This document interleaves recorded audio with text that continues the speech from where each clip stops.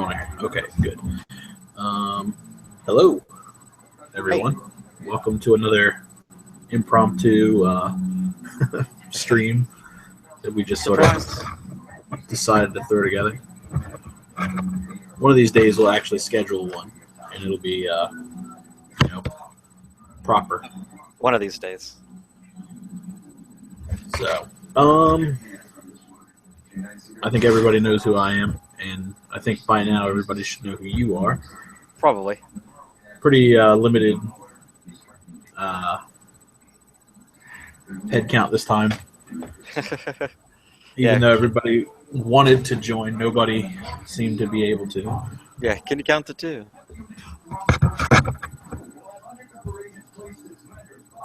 Hello, Crossfade King. How are you? Hey, you literally just got the notification because we just went live. That's wonderful. All right. So, I'm a little burnt on Gundams right now. I've been hammering out a ton of whips and stuff like that, but today I'm going to snap this guy up, or this girl, I should say. Yeah, you have been pretty busy. I've had this. God, I got this last year before the baby was born. So I'm pretty stoked to snap it together and see how it is. What are you working on? I'm actually getting to the tail end of the Mechatro. So I have him mounted onto a base now. I have the base completely painted, and I have him completely painted. And how'd you mount it? So everyone's like, oh, use a brass rod. I didn't have a brass rod, but you know what I did have? I had a paper clip.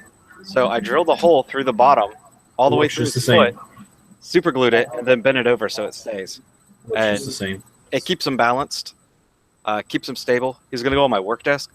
He does have a little guy that goes inside, so I am going to hand paint him so he can pilot. But yeah, so I just put a mount all the way through one foot. I didn't put it through the other foot. That way I can like rotate them for photos. Yeah. We got James and Greg. Greg? I've met Greg. Greg's in here talking shit. Yeah, well, that's what he's known for. It's true. It's like his superpower.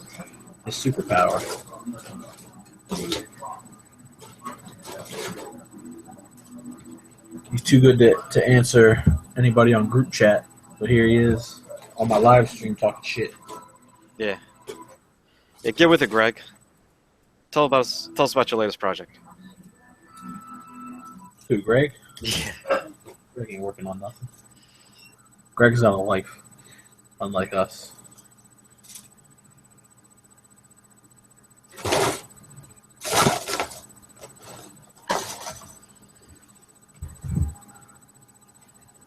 So, I'm still trying to set stuff up in panic mode, so I apologize about that, guys.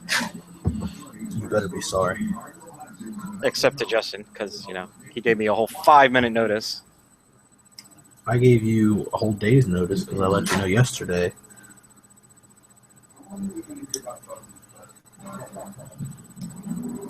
So, I'm working on a Mechatro.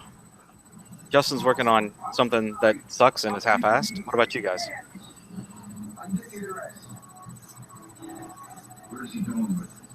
Yeah, Greg, you have been working on a high new for the past 3 years.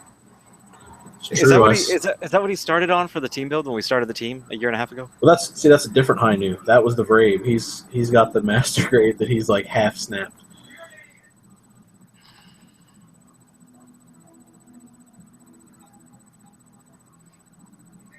Oh, he's working on the V-Ray?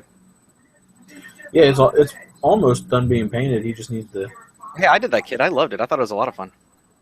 He just needs to get his shit together. I think I've explained this before. When he was painting it, he had 2 shades of white, and they were very, very close. And he mixed them up, so some parts are painted wrong. Oh yeah, I remember you saying something about that. Oh shit, Strider Prime's in here. What's up, man? Now we got a lot of people here.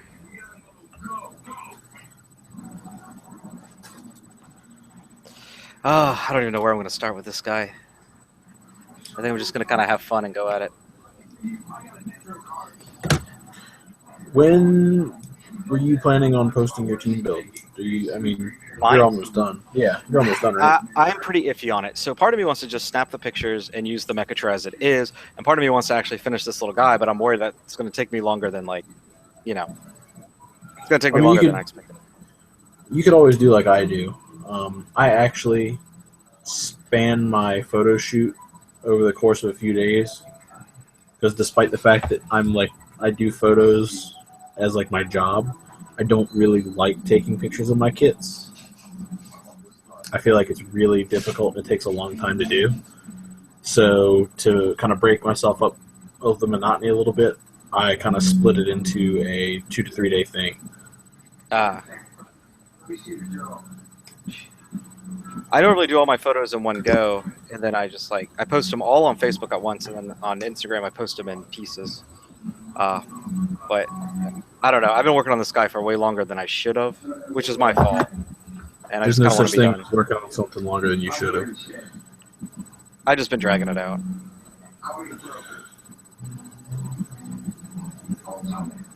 I actually wish I had brought Summer's car with me today, because I could have shown off the Archelon, but... The what? The Archelon, the Mackay kit that I'm doing. Oh, did I tell you about mine? Yeah, that it shipped. Yeah, so there was a Mackay kit on Amazon for $10, and it's normally what, like a $40 kit? It's like a $34 kit. Yeah, so I ordered it on Prime, and that was on November 1st, and it just now shipped. The guy I guess, was stalling, hoping I'd cancel it, and I never did. I just figured I'd leave it there forever, and he actually shipped it. We both ordered that. I ordered 2, actually. You canceled yours, though, didn't you? Nope. Did you? So mine marked as shipped too the other day. Oh, but really? If you look at the estimated arrival, mine says November.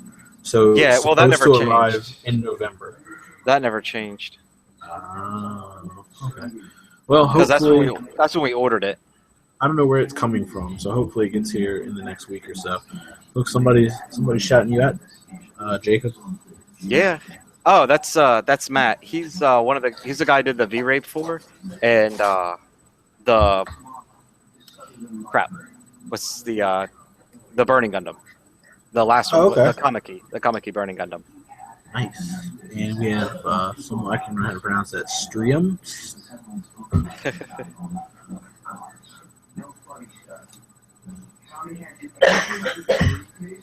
Yeah, I was actually talking to him about a week ago about another follow-up commission, and basically we usually just try and find out something that interests both of us, and then we tackle that. I don't like to put myself into things I don't enjoy doing, because then I just take long and I don't put forth the effort it deserves. So, is that why you're taking so long on the Mechatron? No, I'm actually really enjoying the Mechatron. I'm taking so long because it's my first project weathering, and I really didn't want to botch it. I didn't want to be that guy. So, you have to botch weathering in order to get weathering. But I mean, I wanted it to look good. I wanted it to look. I think you did a good job. I think you've done a good job. I wanted people to be impressed, and I felt like I had to live up to a higher than amateur standard. So I just been taking my time on it. Also, Final Fantasy 15 came out, and I still was playing Fallout 4 and Titanfall 2 and Skyrim HD. So that's my fault. It's all your fault. Everything's your fault. If I played games less and built more, it'd be done by now. Mm-hmm. Me too. But I'm doing it now. I'm giving hints. Yeah, boy. A modeler who actually knows what he's doing.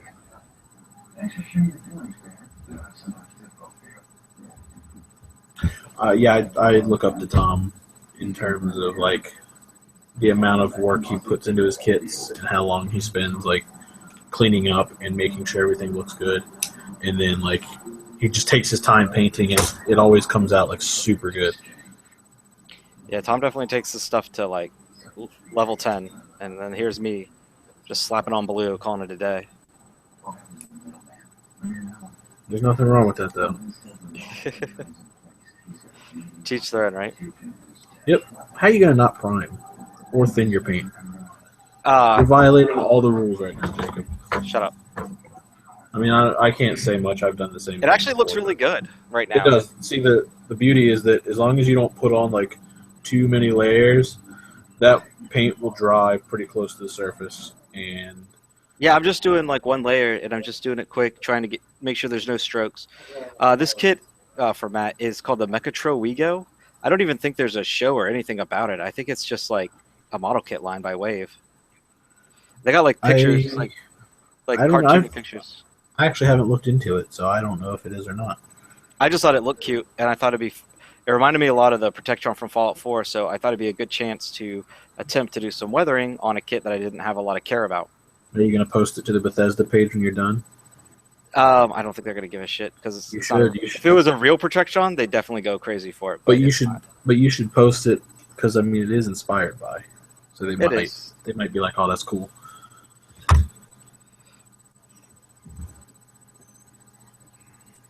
Yeah, Bethesda, give me your games for free.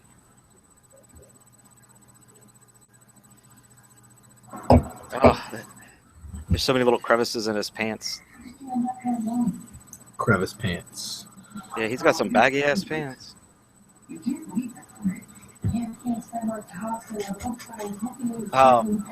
15.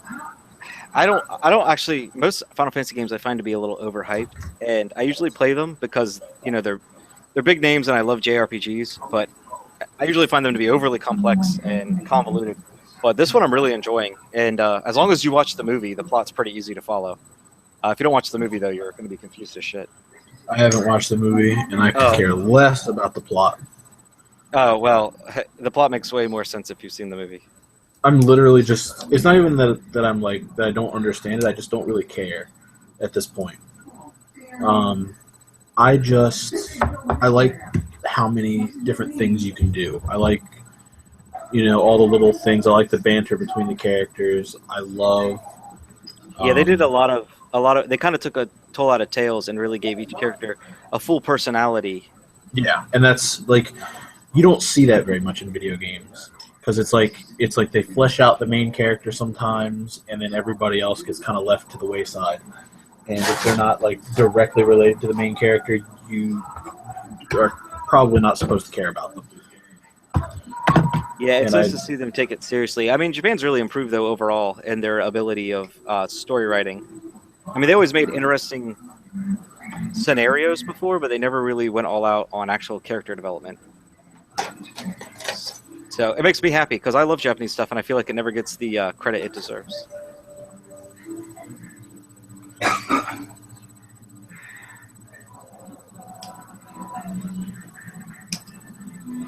I finished Pokemon this week. Oh, the DS one? Yeah. I've never played a Pokemon game, to be totally real. It's never appealed to me. I mean, I know a lot of people who like it, and I like to make fun of it, but I don't actually dislike it. I've never even given it a chance. It just, I haven't actually enjoyed a Pokemon game since I was a kid, and I think this one was different and new enough that it hit all the right notes, and I really, really had a good time playing it. So, oh wait, there's my camera. I moved it. So here's the pants. Look at that. He's got pants now. I'll shade them and do all that later, but for now I just want to get some base colors down. You a liar. You ain't shading nothing. You don't even have any washes. How are you going to shade anything? I wash. I do have washes. First of all, I bought a bunch of washes. Second of all, I kind of cheat by just over-thinning my acrylics down and wash with that. Well, I mean, that's what a wash is. Yeah, it's just over-thin. I just do it with acrylics. But I do have some enamel washes too. I have, I don't know, probably three. Don't use enamel washes over. I feel like that's a bad idea. Trying to get the blue out of here. Are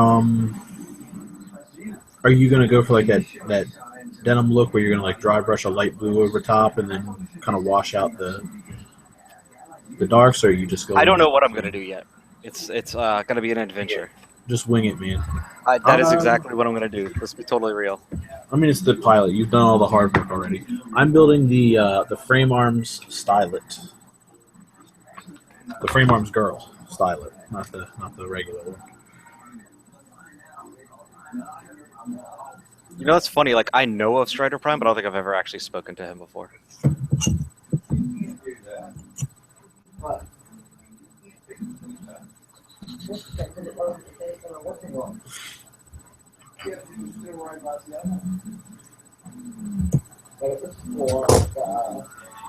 Let's see. Okay, he's working on a custom frame arms too. Who? Who's Mushinin? I've never done a frame arms girl. I've never done. I mean, I've always just done robots, to be real. They're fun. They're really easy, but they're fun. Like, I think, like, the instruction manual for this is 1 half page, 2, 4 full pages, and another half page for, like, the final assembly, and then weapons are 2 pages. I don't know what I want to do for his clothes. Give him, like, a red shirt. He has 2 shirts. I don't know if you can see. Here, let me switch to the camera so I can actually see myself. Is it like a striped shirt? Here, I'll set you to broadcast on. Okay. He has 2 shirts, actually. He has a hoodie. Of course, it's focusing on my t-shirt and not on the damn figure. But put your hand behind it. Move closer. Oh, that's a little better. So he has 2 shirts. He has like a hoodie, and then he has a jacket over his hoodie. So make his hoodie yellow and red, and make his jacket green. That is a lot of primary color. Well, you asked. I don't know. I think I want to make his undershirt white. Oh, I dropped him. He's broken. Rip. Yeah, I think I want to do his undershirt white and his overshirt. I don't know. I got a lot of colors. Well, if you do white, you could always wash it out with brown. It looks like it's dirty, and then you're like, okay, he's been, wasting it up. Yeah, and do his outside jacket black and make it look like a leather jacket. Painting leather is really hard, so don't make that a goal for yourself. I wasn't. At first I was like, oh, I can like do custom stitching on his clothes using it's like a, I don't know. It's a tool I have. It's basically like a sharp needle that you can etch with. And I was going to etch on like little stitches, and then I could paint the stitches to make it look like patch clothing. But I think I'm just going to go straight clothes at this point. Yeah, that seems like a lot more work than it's worth. Yeah, I just want to move on and start my next project, whatever that may be. I think I know what it is. You do? Because I don't know what it is. You said something about a heavy arm. Oh, yeah. I've had a guy who's been hitting me up for commission for a while on the heavy arms. But I don't know. He kind of comes in and out, so I don't know if he's serious. I got you.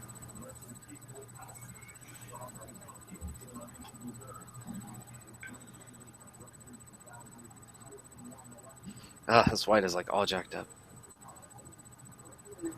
You're probably going to have to do like 2 or 3 layers of white to get it. No, it's like super thick in the bottle for some reason. It's like a big chunk of it. I'm trying to break it up. I love that paint, but those jars suck. See, I don't have a problem with it. I like this a lot more than the other hand paints. Well, see, you'll see the issue when you get to about your 5th or 6th like actual use out of them. The paint will kind of somehow find its way behind the thing, and it will make it really hard to close the lid. And it creates like it kind of eliminates the air seal. Yeah, it does sound like that might suck. Yeah, they're not the best jars, but besides that, the paint is fantastic.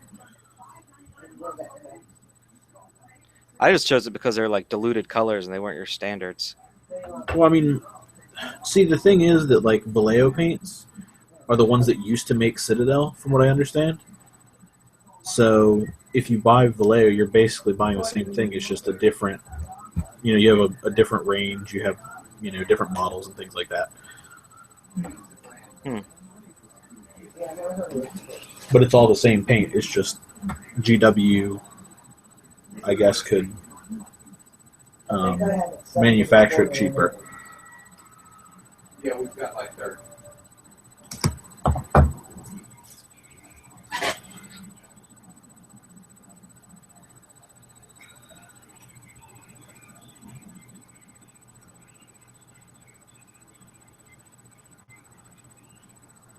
Yeah.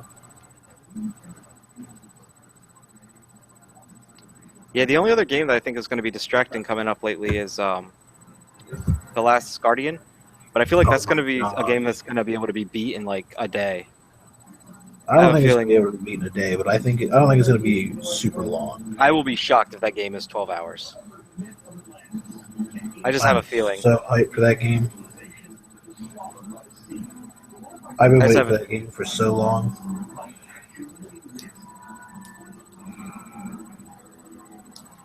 we'll see.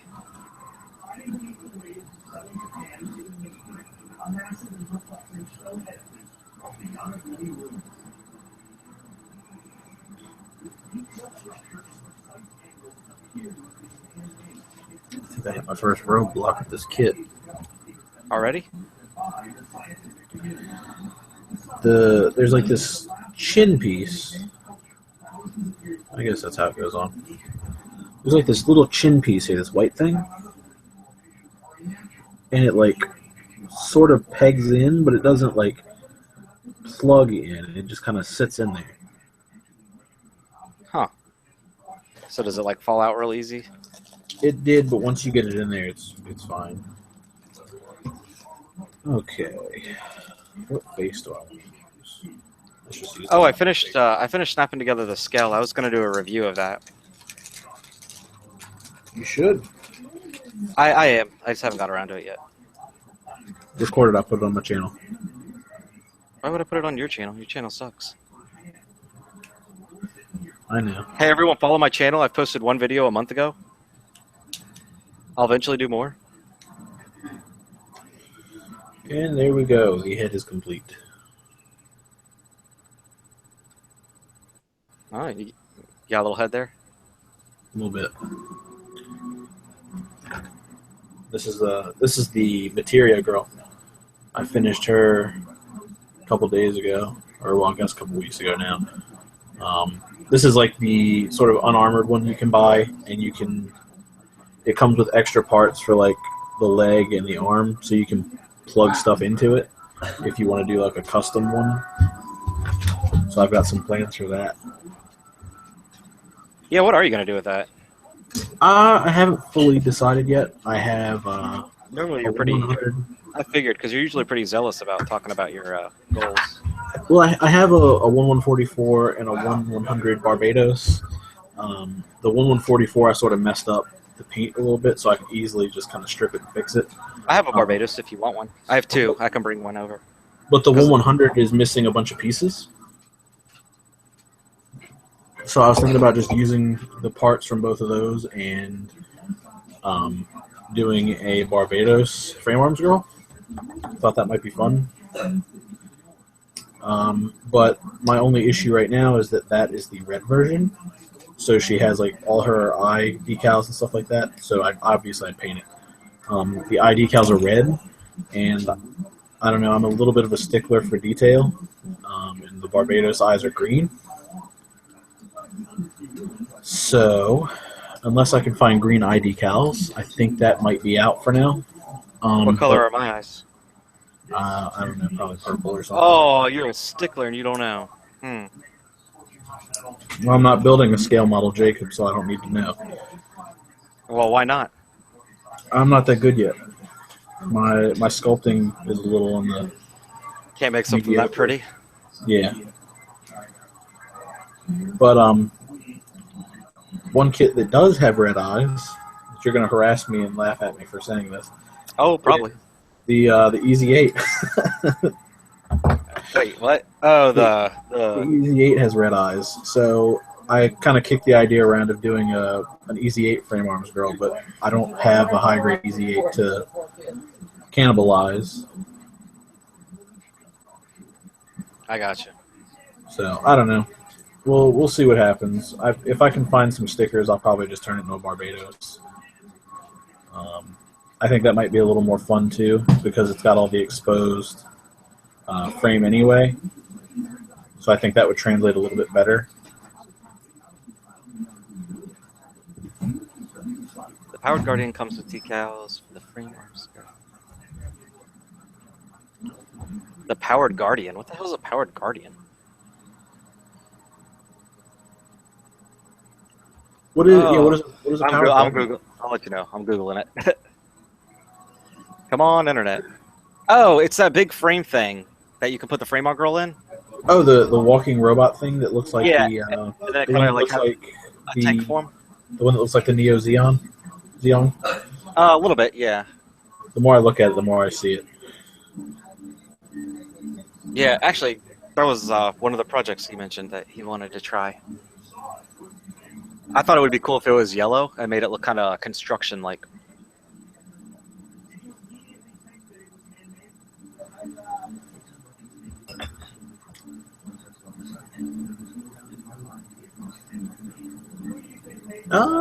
I guess if you want to, if you don't want those decals, I'll take them off your hands.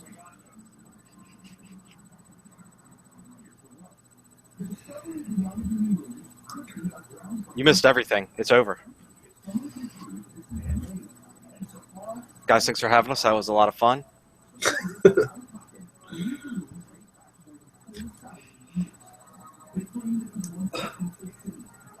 I am like bull rushing through this guy. I'll clean him up later, but for now I just want to get a base coat of all the colors on him. These ponytails are ridiculous. Aren't they? I used to have a ponytail. Did you? Yeah. Oh, shit. That's man-made. That's why you'll never see pictures of me young. They're all destroyed. Did you burn them? Pretty much. I'll ask Courtney for some. I know she's got something. Nope, she doesn't.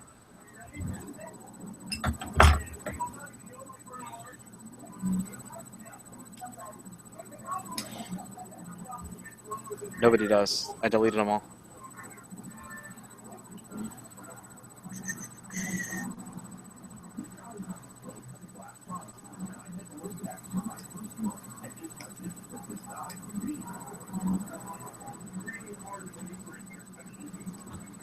Yeah, if I ever do that, if we do decide to go with that power arm thing, I can always just give you the decals when he sends it down, or he can mail them to you directly. Okay, works for me. My Instagram is Justinius Builds.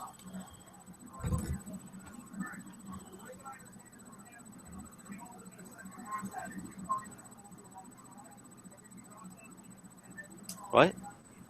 He asked what my Instagram was so he could, I guess, DM me a picture to see what they look like.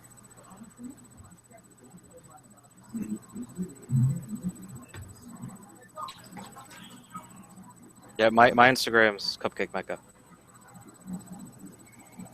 I've never seen a diver go face first into the water. The second one that went off. Follow me. Actually, I haven't posted anything in like 2 weeks. Don't.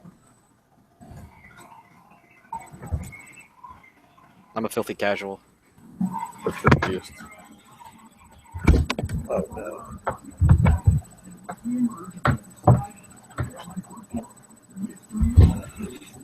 Alright. I'll put these dumb shoulders together. This is probably one of the worst parts of the frame arm grills, is the joints. Like, this is the shoulder joint. I can't see shit. Look at how tiny that is.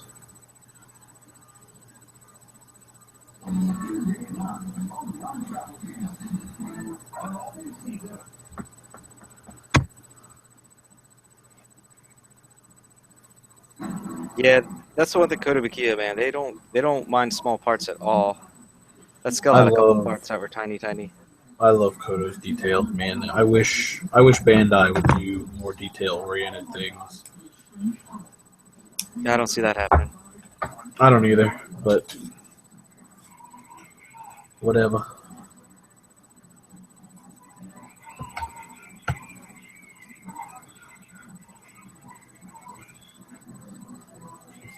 Just a heads up to anybody who subscribes to my channel, unless I'm doing commissions for a while, my channel is going to kind of transition to Kodo kits. Nice to get that breath of fresh air.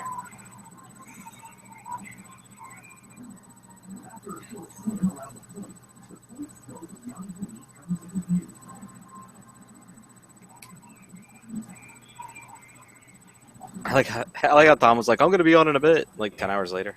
Yeah, right. I was just thinking about that. Kong had a lot of time the first time he came on. I was surprised he didn't want to hop on again. I know. He did it that first time. He had a blast, and he just like never showed up again. He's a buster. He's shy. They're like, which ace are you?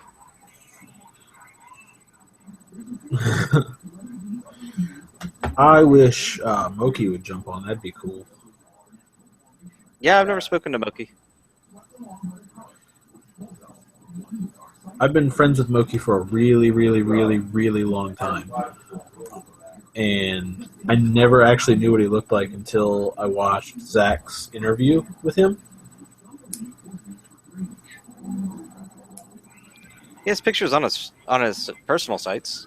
Yeah, I mean, I've seen like pictures, but I never really like understood. Like I guess I thought he would be taller. Well, that sounds like an insult. Man, you judge everybody by their height. That's what you said about me. You're like, you're taller than I expected. Just to clarify to you guys, I'm 7 foot. In his dreams.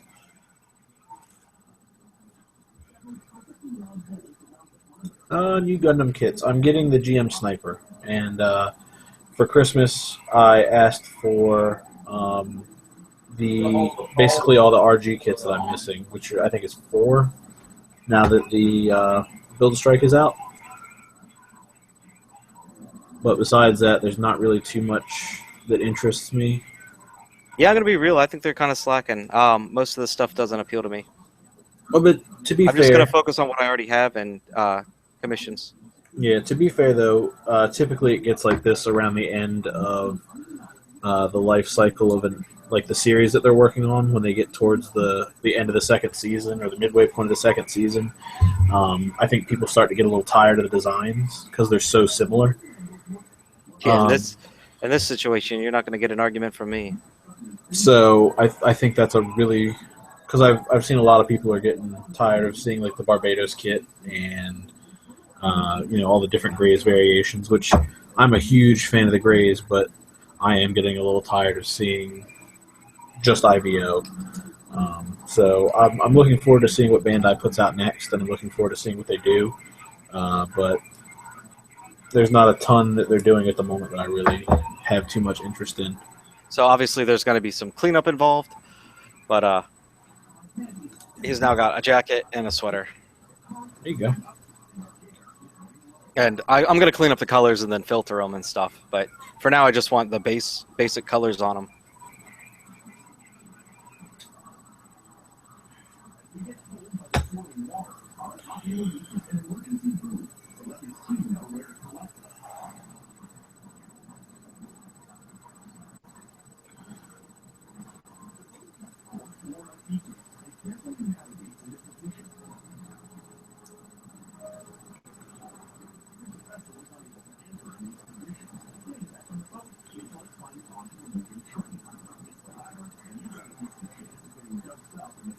Okay. Psycho Zaku is definitely a brick kit. Now, I don't have anything against brick kits because mine are purely posed in glass cases anyway. I don't really have much interest in moving them around much. Pretty much anyone who paints doesn't move their kits around. I do think it's pretty. I move my kits for photo shoots, and after that, it gets put on a shelf or sent to somebody. Typically, don't really care too much about posability. I will say, though, that it's a little space heavy. It takes up a lot of space.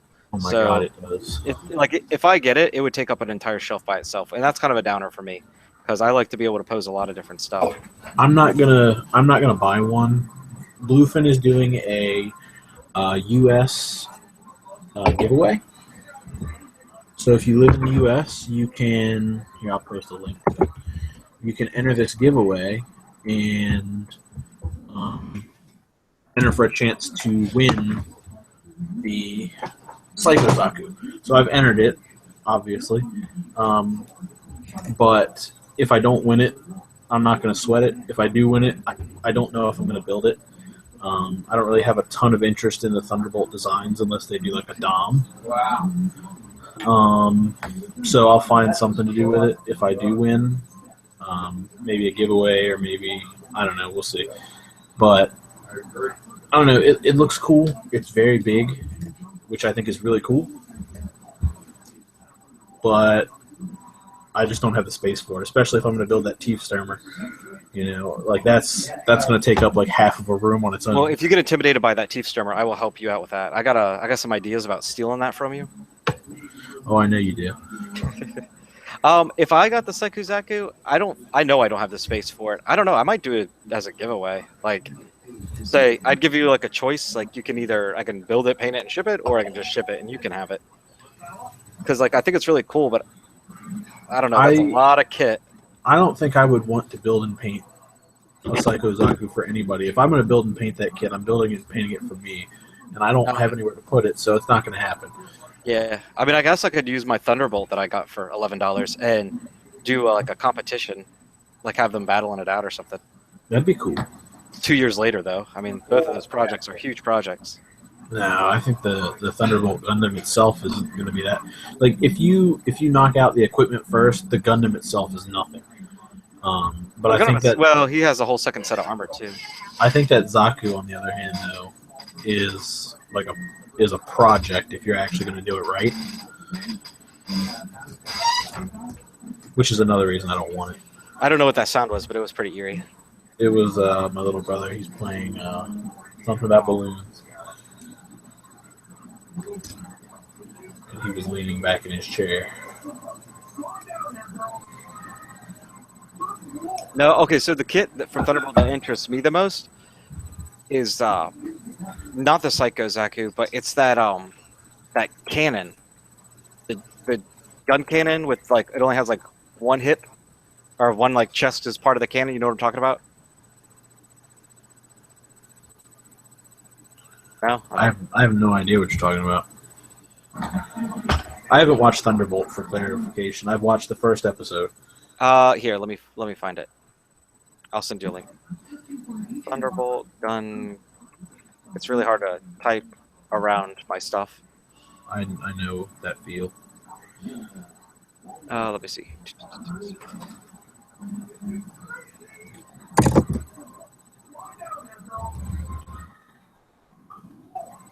I don't know the actual name of it. Motherfucker, where is it? I mean, gosh darn. Gosh darn.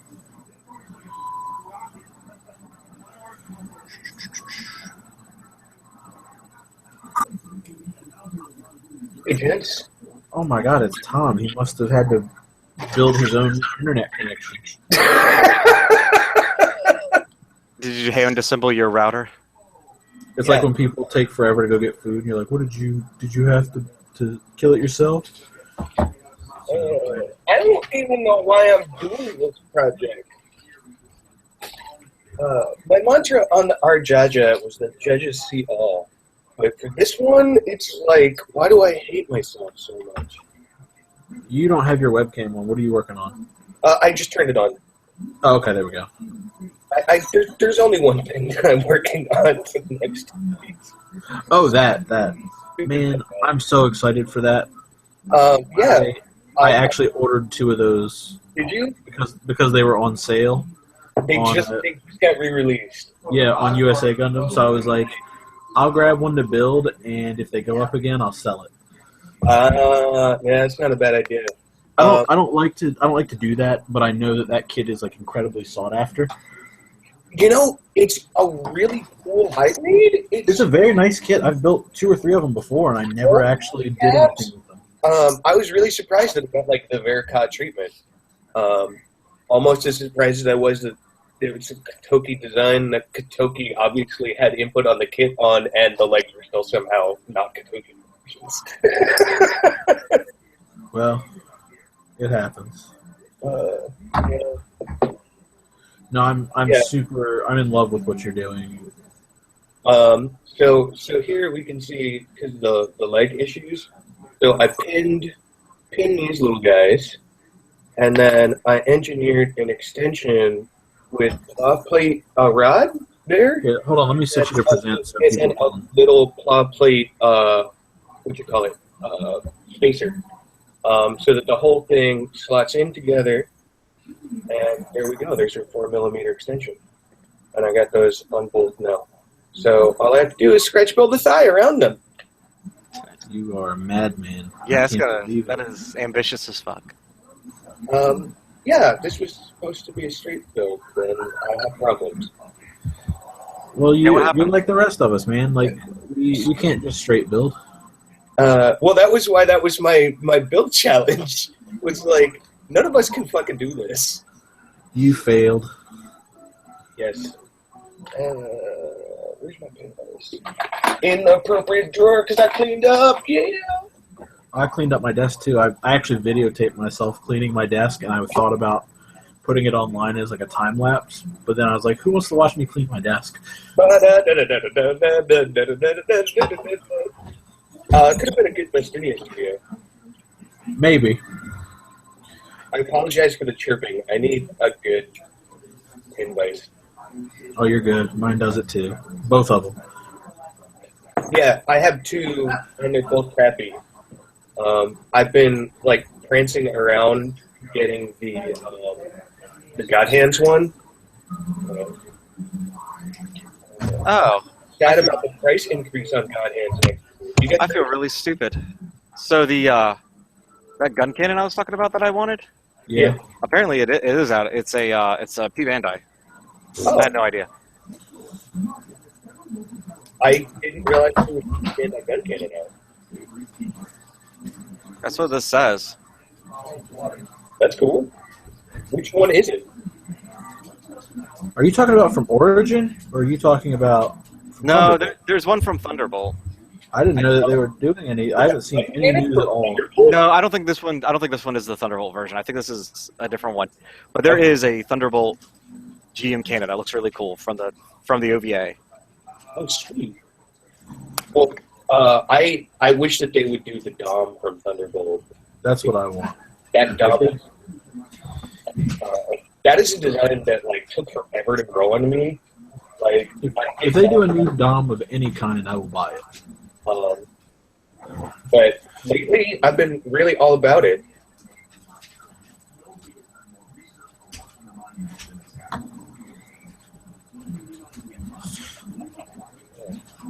It's really nice to know where my tools are. You should have seen my desk last night. It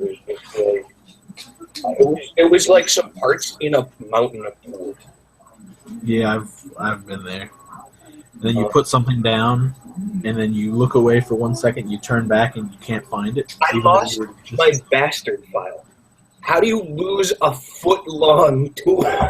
I've done that too. Like, I just had it. Where did it go? I just put it down. What's wrong with me? That's my struggle every day, though.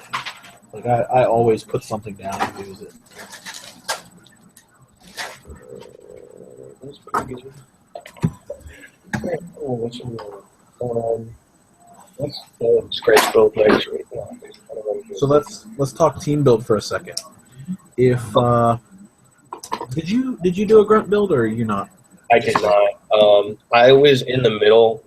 2016 was like I have a lot of dead builds in 2016 to go along with my dead celebrities.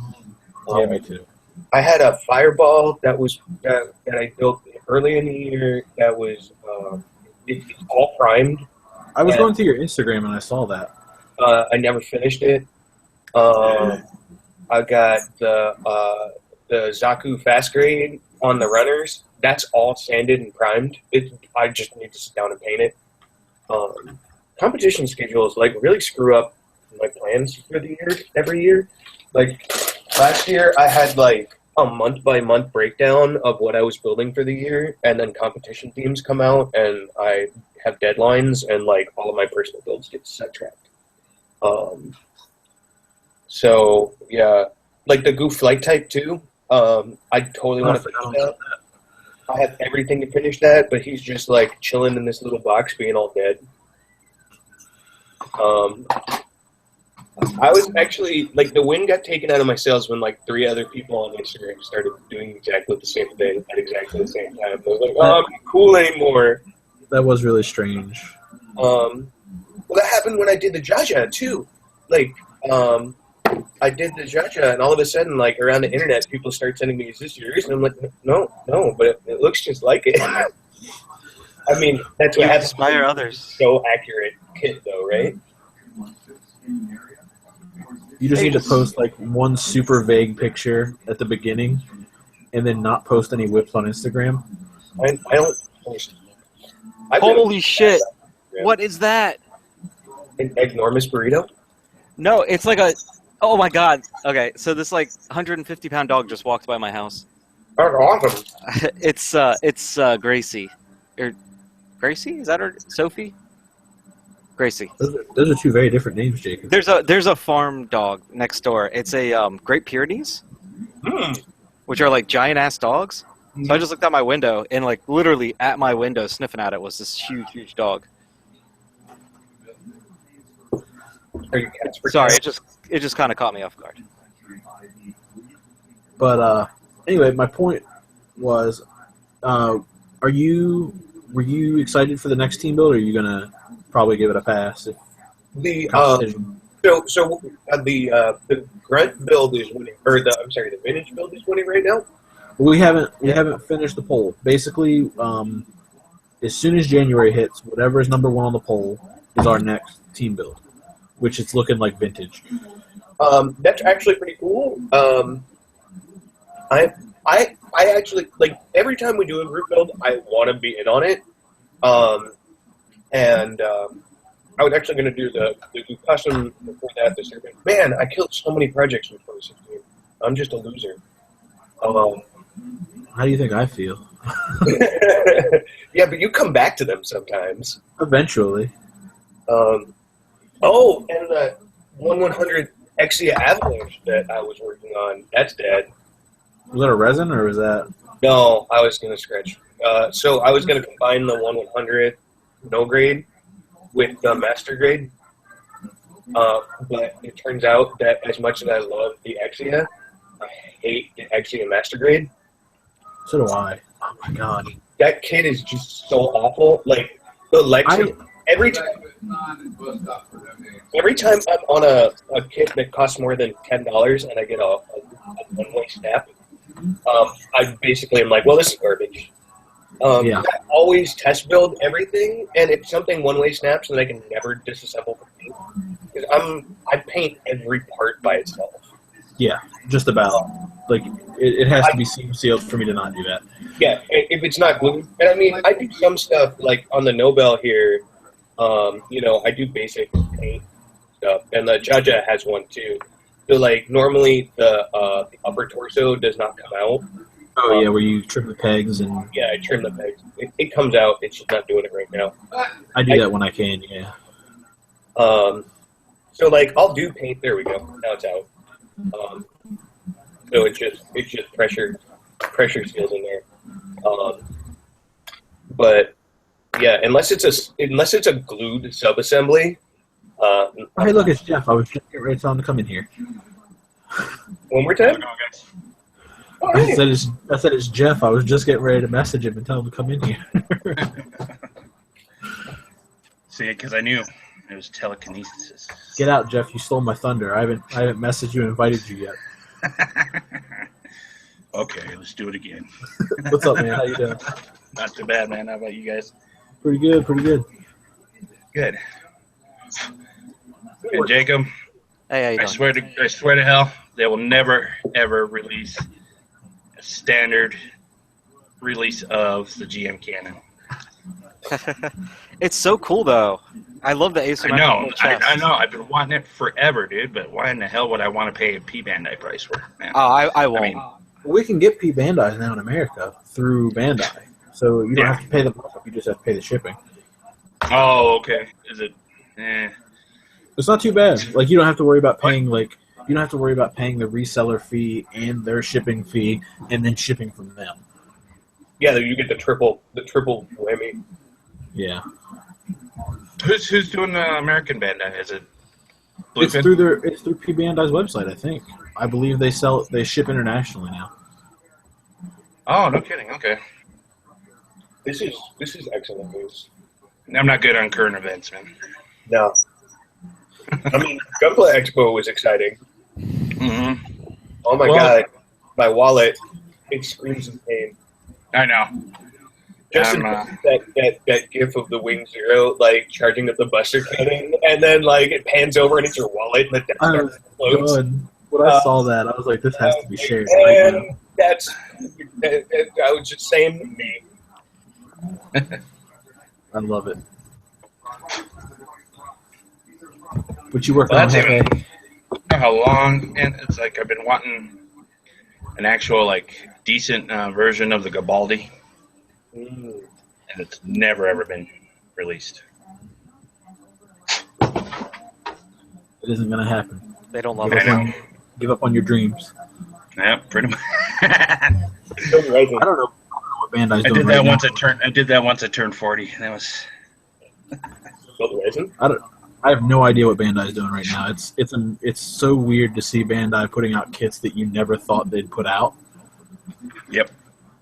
So like I'm going to try and not keep my hopes up on that because I know it's not going to continue. Well, I don't know how many times. I mean, I don't know how many more IBO kits are going to be dished out. I mean, As many as sell. As long as it doesn't bomb like Age did, I think they're going to keep putting them out. Ugh. I mean, I like how you just glossed over G-Reco. You were just like, no, that never happened. We'll see. I don't even know what happened. I like the G-Reco designs, though, man. I'm just not. Yeah, see, I didn't watch the show, and I heard it was a bit of a train wreck. But the design, there were a lot of really cool designs that came out of it. It was just so random, the show. It was like 50% really cool designs, 50% like, what even is this? Yes. Mm-hmm. I think they just kind of opened the vault, and they were like, here's all this stuff that we weren't going to use. Just kind of pretty it up a little bit and throw it in G-Reco. Yeah. IBO definitely got some recycled G-Reco stuff that was like, this was actually But I good. do like how. Show that doesn't I'm suck. sorry. I do like how some of the G-Reco designs kind of remind me of the Victory Gundam designs, like some of their. I can see that. You know. I'm telling you, like those two shows are just like concept art from other shows, and they just pound them out. G-Reco and Iron Blooded Orphans. They could easily have been another series. But the reason I said Age and didn't mention G-Reco was because Age actually had kit designs that were showed that weren't prototypes. They were finished kits that just never came out. They just stopped.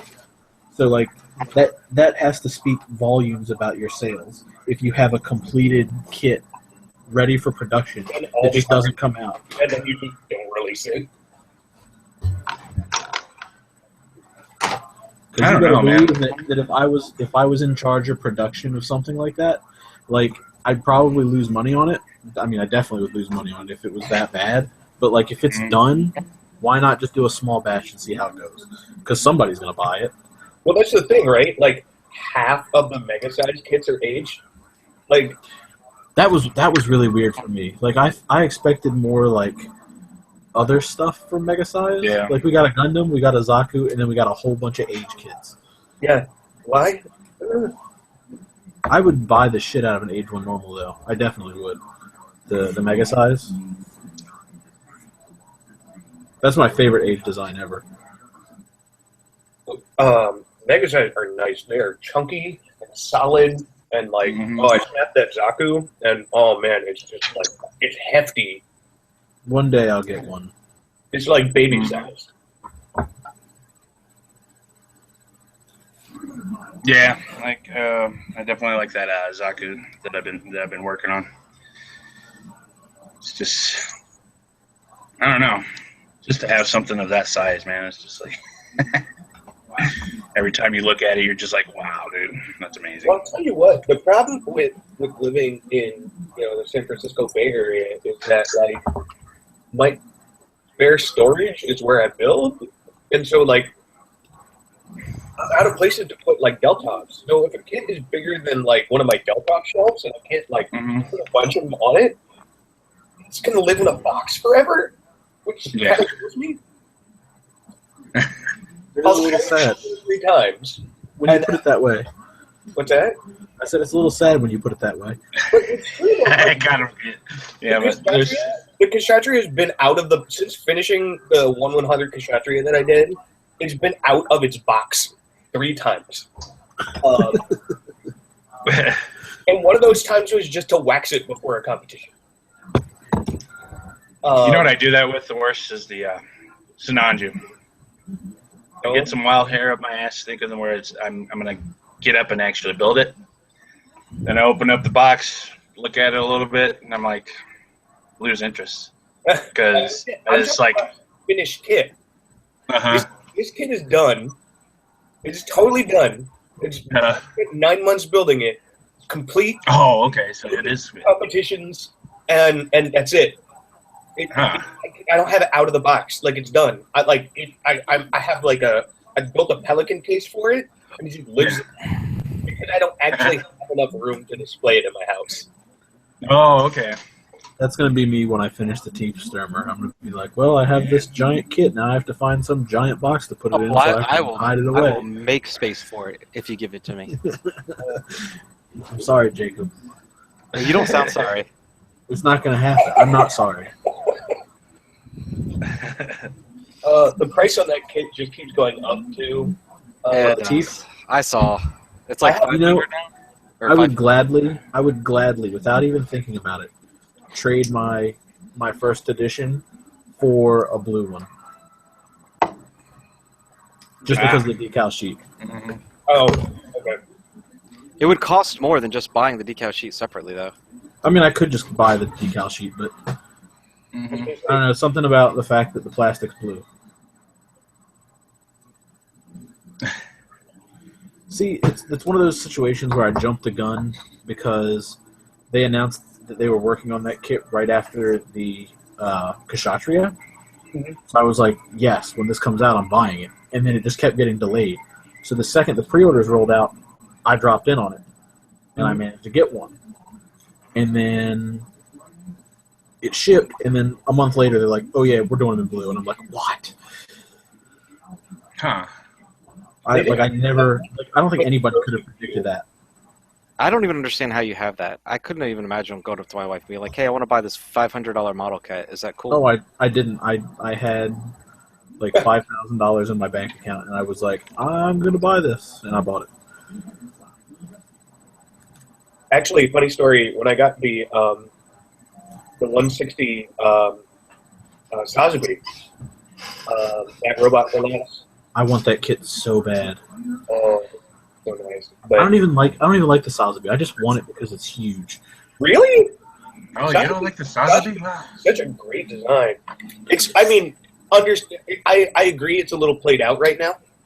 I think that's probably why I don't like it. But it's just not like my favorite. It's a nice design, but I just want it because it's a big, nice mechanical thing. It looks. That's where I was going with the Sinanju thing, man. It's just not. It's like every time I look at it, it's like I don't know what to do. Well, I mean, the Sazabi encapsulates all of my favorite gun suits, right? It's like wide. It has a really sleek head, rather than the like blocky heads. Yeah, it looks like a Samurai Commander, basically, to me. But it's got the bell bottoms too. Like it's all about wider is better, right? Exactly. And I'll be right back, guys. Okay. It's funny you say that because I always hated the bell bottoms. It was always my least favorite part. Oh, really? Yeah, I always liked the thrusters to be on the calves, like the Mark II. I know Tom's seen it. Have you guys seen the dress-up kit that's coming out with those really like angular legs? Yeah. For the Sazabi Verka? Tom. Yes. Oh my God. I need to hold on. Let me find this real quick. Good. It's the best. The weirdest thing about it is that the resin kit is being sold in 2 parts. Oh, that's cool. So because the thrusters are a separate part. Yeah, the backpack and like the equipment is sold as one, and then all the armor is sold as another. Oh no, Ellen, what are you doing? Mechanical. It's not them. Yeah, but they set the bar. Oh yeah, I guess you're right. I didn't think about that. Right? I don't know why they did that. Like 3 separate packs. Because it made money. Yeah. It let people buy in low and then be like, oh, wait, I need these weapons. Oh, wait, I need these funnels in a stand. This won't be that expensive. Oh, wait, now it is. I can get you. Let's see.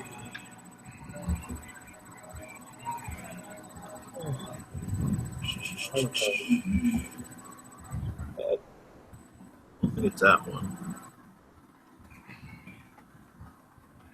I love the amount of love that the Buraka, Hainu, and Sazabi are getting from resin casters, though. Oh, did you guys see, did anybody here get Hobby Japan other than me? If I could like subscribe to them and it not cost me an arm and a leg, I would. I am very lucky that my local hobby shop gets it in, and so Alex got it for like $13 an issue, so it's like not too bad. That's pretty good. And he emails me every time, but it's the Orizaku issue, so the Japanese not GBWC competition. Oh man! So you saw the Sinanju was it Jagadoga or the Jagged Sinanju one? But that 5-star story, Sazabi, was in the top 3 for the general category. I didn't realize there was like 4 or 5 categories, and then there's just pages and pages of thumbnails of all the other entrants, and there's some amazing stuff in there. Really, really, really cool stuff. And none of it is GWC stuff, so it's pretty interesting. Huh. It's like Japanese only competition. You have to be like a resident. It's like GBWC plus. Well, you can build resin and you can scratch build and not have any, like, because for GBWC entries, there's all sorts of arbitrary rules, right? Like you have to include at least one Bandai kit. You can't have a resin kit or a resin conversion kit included, but you can cast your own resin. Like if it's yours, it's like not saying that you can't use resin as a construction material. You can't. See, I knew that was a rule, and somebody tried to tell me it wasn't. Oh, it's definitely a rule. I knew it. I was like, nobody's going to enter a conversion kit into GBWC unless they like haven't aren't read right in the head.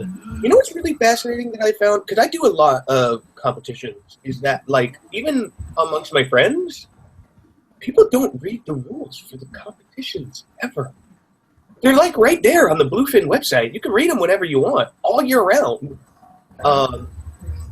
Like the first step, if you want to do well in a competition, is to read the rules. Yeah. The judges are not going to reward you for not playing by the rules unless you're fucking. But I mean, he still enters legal entries. Yeah. He just doesn't play by normal model rules.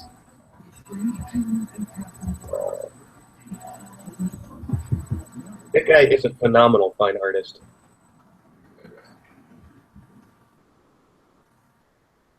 Oh, I can't find it. This is killing me. This is not the one. Send it to Chad later. Yeah, but I want to show the world. Like, the world deserves to see this, too. Oh, okay. I know what you're talking about. It's that good. I can't think of the caster. That's the problem. If I could know the name of the caster, I could do it. Oh my god! Why do I suck so much? You prime it and everything looks okay except for the major problems, and then you get up close and you're like, "Oh nope, I actually totally suck. I suck at everything. I am the worst."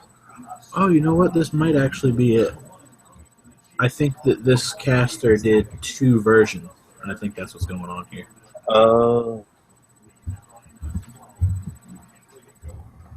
Is it OC or is it based on something else? Is it like, Formania upgrade or a SMS upgrade? I think it's totally original. That's cool.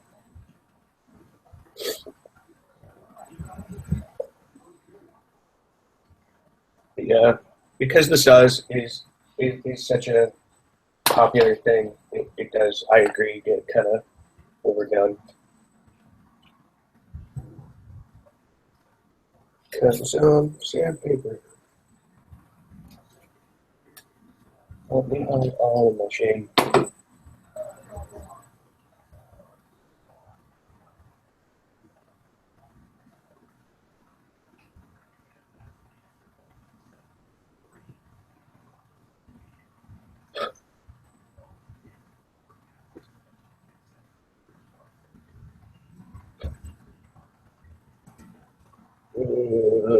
Other file. All right. He's got skin now. Oh, creepy. What's creepy about having skin? The way you said it. Okay. Oh man, he doesn't have skin anymore. That sucks. Oh, wow, that's delicious.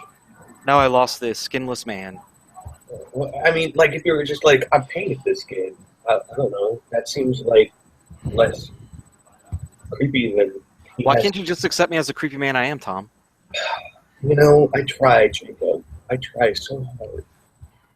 I don't try hard at all. I half-ass everything. I just do it for the likes. Notice me, senpais. They do. I'll take a bunch of really talented modelers, put them all on a team, claim I'm the owner, and then it makes me look like I'm good too. Oh, true story. And then just for like sympathy, I'll put on a couple crappy modelers like Justin and Tom. You caught us. Now you know why we're on Helios. There we go. I found it. It's subterfuge. Just copy the image address. Share it that way. I still like how like 90% of here's the people just leg. assume Helios is all you though. What's that? Me? Everyone's like, oh yeah, Helios, that's Justin's team, and I'm like, yeah, Justin's team. Here's a, I always die a little inside when I remember. He has a little bit of internet recognizability. Oh yeah, well when we sent out invites, I had him send it out to all the big dogs because I figured they would respond better. And we were right. Them some nice legs. yeah. I love the angular thruster on the side. Yeah, those are. It's borderline too much. The thigh is a little bit too much. The detailing rides the line of like mess, but I think they pulled it off. Yeah, definitely. I love it. It I made mean, me want to buy it, but there are probably won't. I spent way too much money. that are just like, well, that's a lot of detail.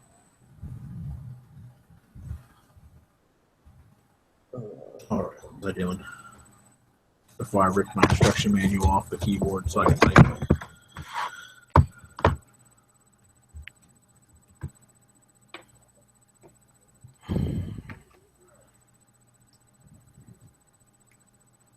Look at you hand painting like a pro. This is not pro. I want to. Just let it happen. You want to see how bad this is? This is actually pretty bad. Not my best. Here. It's fine. He's gonna be inside. He is pretty damn basic. He's monocolored. That's not bad though. I mean, that's better than the first time I painted like a pilot. If you run a couple of washes over that, it'll like make it like really pop, and like that's the thing. Hit him with a brown wash. Do a little bit of highlighting. And Oh my god. You know what would be really cool is if my headphone set would stop like pulling my head down. All my wires are like tangled up down there. Yeah, I go to my local wargaming shop. We got a Game Castle here. I think they're national, but I don't know. And they have the same people that do the bases that I recommended you, Jacob, Secret Weapon. They have a bunch of different washes. You know, I've got like the sewer water one and the armor wash, and I've got like a flesh wash. Vallejo has a really good inks and washes set, and it comes with the flesh wash, and it works great. I've had a couple of cases where the flesh wash was too dark, but for the most part, like washes are like really the miniature secret. Like washes and dry brushing. Yep. I was super surprised when I sat down and like watched a bunch of videos on like miniature painting. I was like, it's all just hacks. Everything about being a good miniature painter, it's all technique. It's all just secret little like tricks of the trade. Because you're almost never in there with a tiny brush. I mean, I'm sure some of the really amazing painters are. But even Bob Ross, you know, is like, oh yeah, I used to paint with a tiny liner brush, and it would take me years. And then I figured out all these tricks, and now I can make this entire landscape in 30 minutes.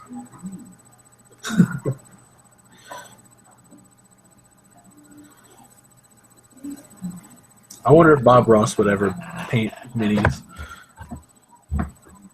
I don't know about wargaming because Bob was so like chill and laid back, but I could see Bob painting like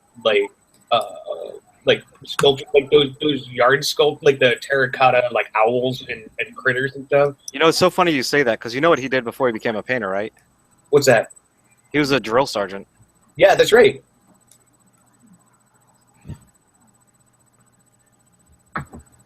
Air Force, I think, right? I don't remember. That was why he was in Alaska.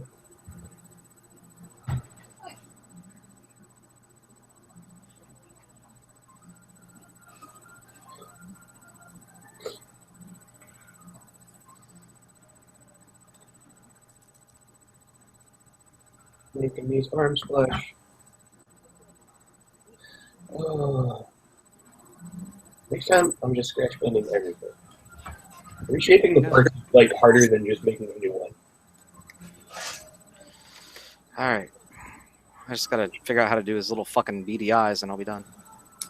Thin or mix like 1 drop to like 3 or 4 drops of your flesh paint to white, and then paint it. Jeff, you're muted. Yeah. Sunday packages. On a Sunday. What'd you get? I know. What'd you get? Bust it up. Let's see. I'm gonna check. You want to see the magic? Stupid phone. Oh yeah, somebody's jamming. That's my alarm too. Oh, never mind. Oh, I thought it was like a magical box noise. Is this? I called it "Wake Your Dumbass Up." Nothing wakes you like that majestic ass noise. It might be. It might be. We will see. Oh no! Look at that. Oh, for me, you shouldn't have. Yeah, Go room. What's that? Oh, I no. said, for me, you shouldn't have. You're my special boy.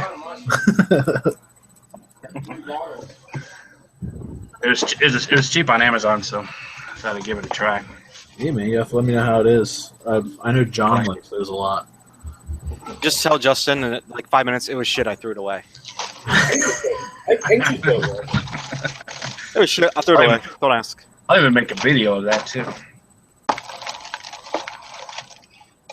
I say, Justin, if you want to dig it out of the trash, you got to come over. All right, I'll be right there.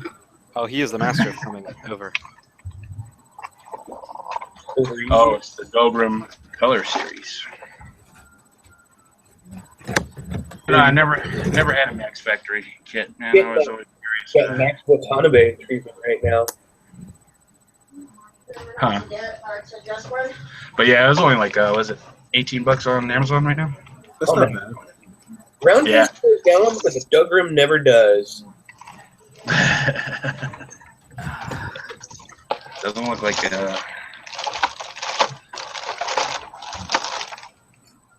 Oh, cool.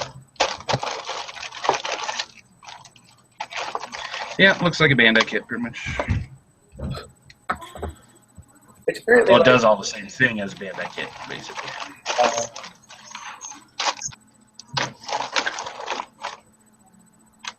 So,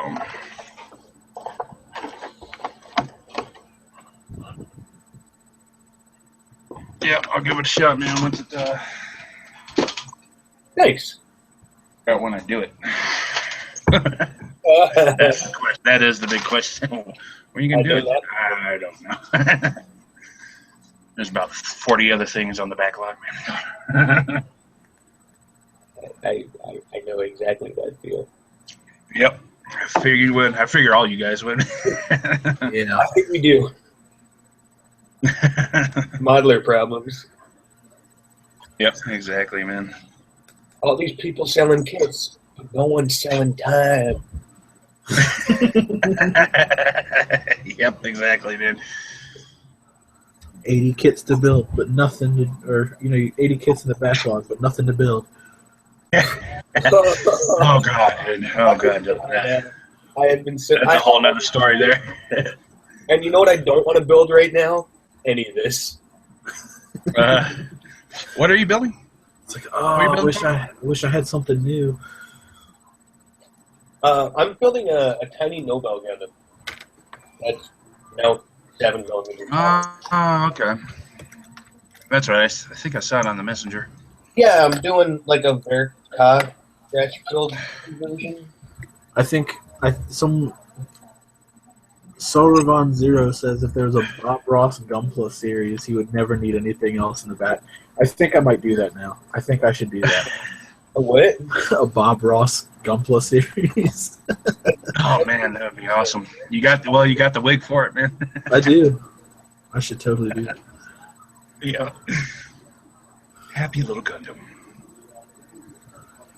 Don't worry, that's just a happy little Frolicking through the accident.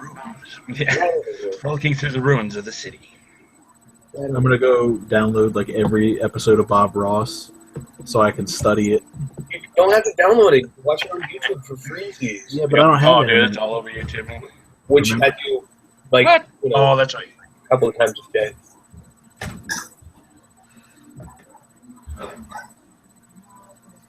That's why I originally got the Federation uniform, Justin.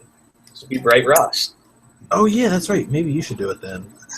Someday. I mean, you actually do YouTube videos. I mean, I think there's room enough on the internet for more than one Gunpla Bob Ross video. I don't know, man. Like, I feel like Gunpla videos are niche enough, but Gunpla Bob Ross.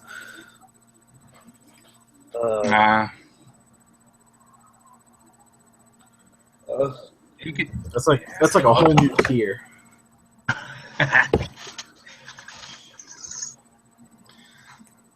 Oh my god. Oh, nah, you just gotta be kind of hippy dippy. I need to buy more chisels.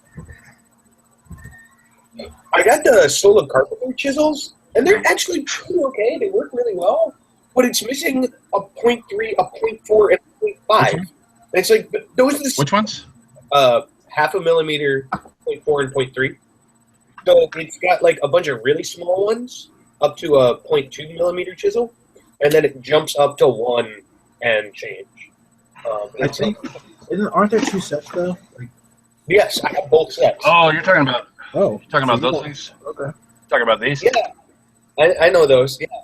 Yeah. There's no Yeah. 0.0. There is. It's weird. Like two different sets, but they have like drastic differences. Yeah, it's not a. I thought that was going to be like a progressive step enhancement kind of thing. It's not like that at all. I know. So now I got to go out and like. There's a bunch of places on the kit where I'm like, what size is this like panel that I got to cut? And it's like, oh, it's 0.5. I'm like, I got a 0.6, and that's actually somehow too big. I'm just gonna swing it, but like, oh well, I guess I finally have an excuse to spend some money on those MadWorks. Yeah, that's gonna be my next best set then. Because All I got is that 1 millimeter. I'm about to buy all the ones that I'm missing. yeah, that's Yeah. kind of what I'm doing. I mean, I'm not a poor modeler, but I still can't justify the BMC chisels. Yeah, they're so expensive for what they are. If they were a little bit cheaper, I'd buy them. But And I bought the MadWorks and the they're handles over that. Even though they're peerless. I mean, I have the same problem with the God Hands, right? Like, I have 3 pairs of God Hands because 2 are broken. All right, he's in there. He's good. Yeah. Cool. He's good enough. Here, I'll see if I can show him off.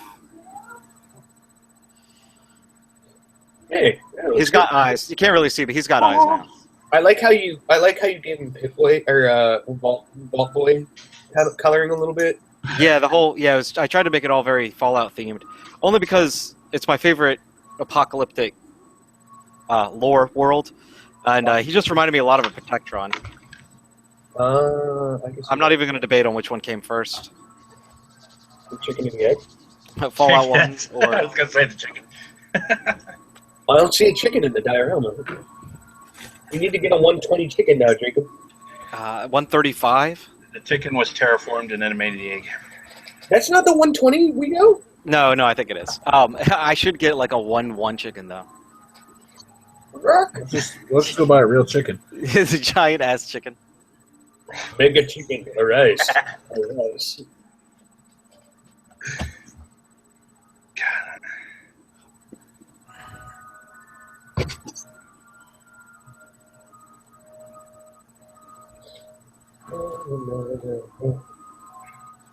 Oh, Simon, get in here. Oh, is he? Is he alive?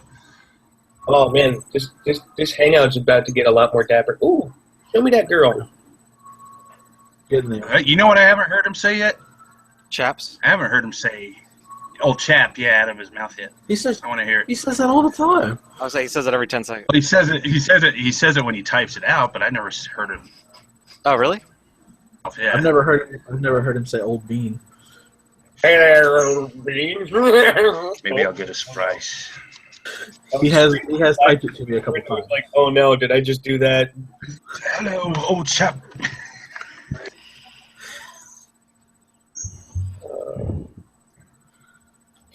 Go straight to hell. Do not pass go. Do not collect $200.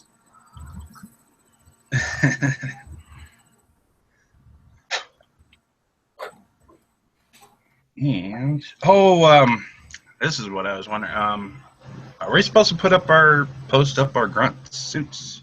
You can post them whenever you want throughout the month. Okay, so we have the whole month then. Okay, so Yeah, because when January rolls around, that's when we're going to start the next one.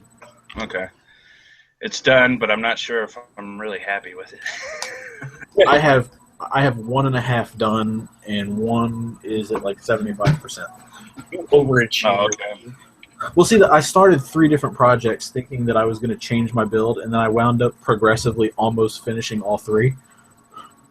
That's legit. And that's it, though, man. I had because originally I was going to do the dove and wool, but I got too involved, and then I lost momentum. That happens. That's a struggle. It happens all the time. Yeah. And that's the thing, though. It's ready to be painted, and because it's pretty much cleaned up. I just can't come up with a theme to paint it with. It's fine. You weren't here earlier where I was talking about all the builds that I killed this year that are primed and ready to go. That are oh yeah, there's this one and that one. It's like, Oh, you too. Yep. I 2016 killed a lot of things, like motivation. I think so. My will to live. Humanity. Or that that Uh-huh. ability to have any imagination, or just use your imagination and what you want to do with it. Time to make some decisions. Mm-hmm. Time to make decisions. We're just going to come in here. We're just going to make some decisions. I think this should be right over here. Let's paint this gunpla right over here.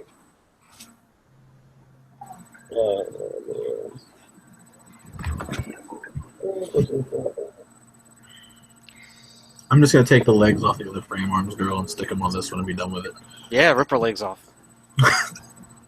Reality. Do it live.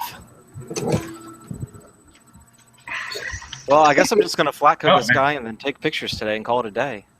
Cool. What And pictures in the same day. Jacob don't mess. No kidding. Well, I mean, it's going to be a sunny day, and if not, I get home at 5:30. It's dark every day, so I'm not going to be able to do it. So I figure it's now or never. Jacob, what camera did you get? I got a Canon T6i. Oh, okay.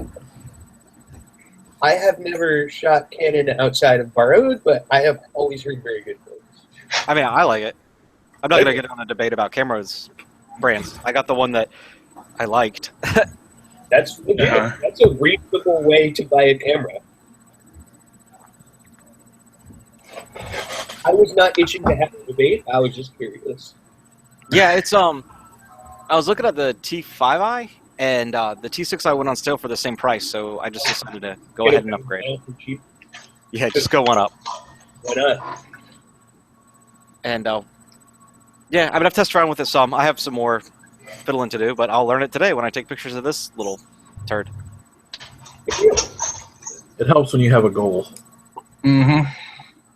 You're my goal. Oh, well then. I want to be just like you, Justin. Name's Michael. You don't want that. Do Jungle Book music. That is my middle name. Bare necessity. Your middle name's Bear? No.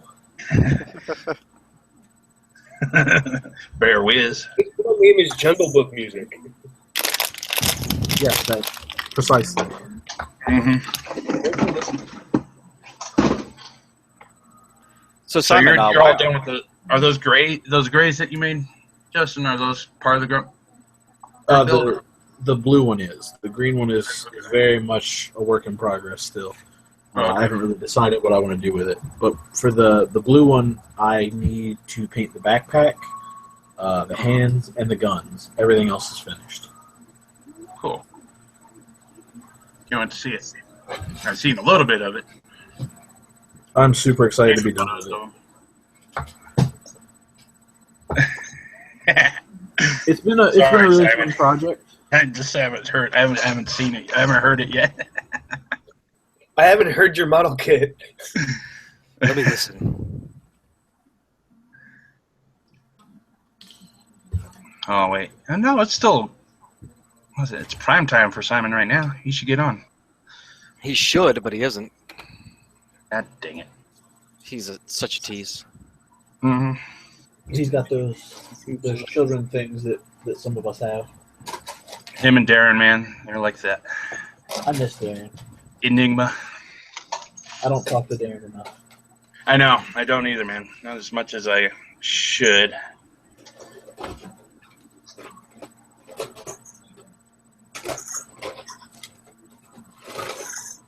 But it happens. May not converse anymore, but you're never forgotten. Who are you? Yeah. Where did he go? Something about Night Joe.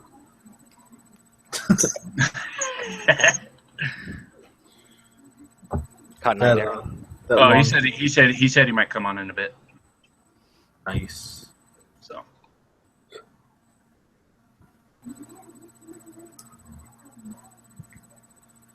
Let's see here. And Man, look at that. I completed a whole project this year. Way to go. I was going to ask, How many have did I we done ever this make year? a decision? Did we ever make a decision on the next group build?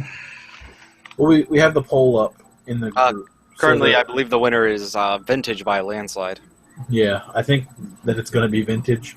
But basically, Next time you poll, you got to give people a chance to put in the things before the poll goes up the first time. look, I put the options. Well, people can vote more than once, as long as people aren't voting for like every, you know what I mean? Everyone. Everything. I thought they were radio buttons. I thought it changed your vote if you clicked again. I certainly haven't voted a second time. No, you can vote, 2-3 times. I don't You care need to about that. release an FAQ when you do these things, apparently, because we all done. I don't know, man. I'm many things, Justin, but a clever boy is apparently not one of them. Sometimes you just got to let the chips fall where they may, man. Just go with it, bro. I just like to build models. I am with scraping. So my goal was 12 kits this year, and I believe I did 7. That was pretty good. I don't. That's Yeah, not that's 12. That's pretty damn healthy. That's pretty good, healthy dose right there, dude. Of model kits built. We can't all be monkey. Yeah. Because if we do the chat, like the Helios page would just like constantly be moving. That's the first time that's happened today, and I didn't even think that it was going to happen. What? The internet shit on me.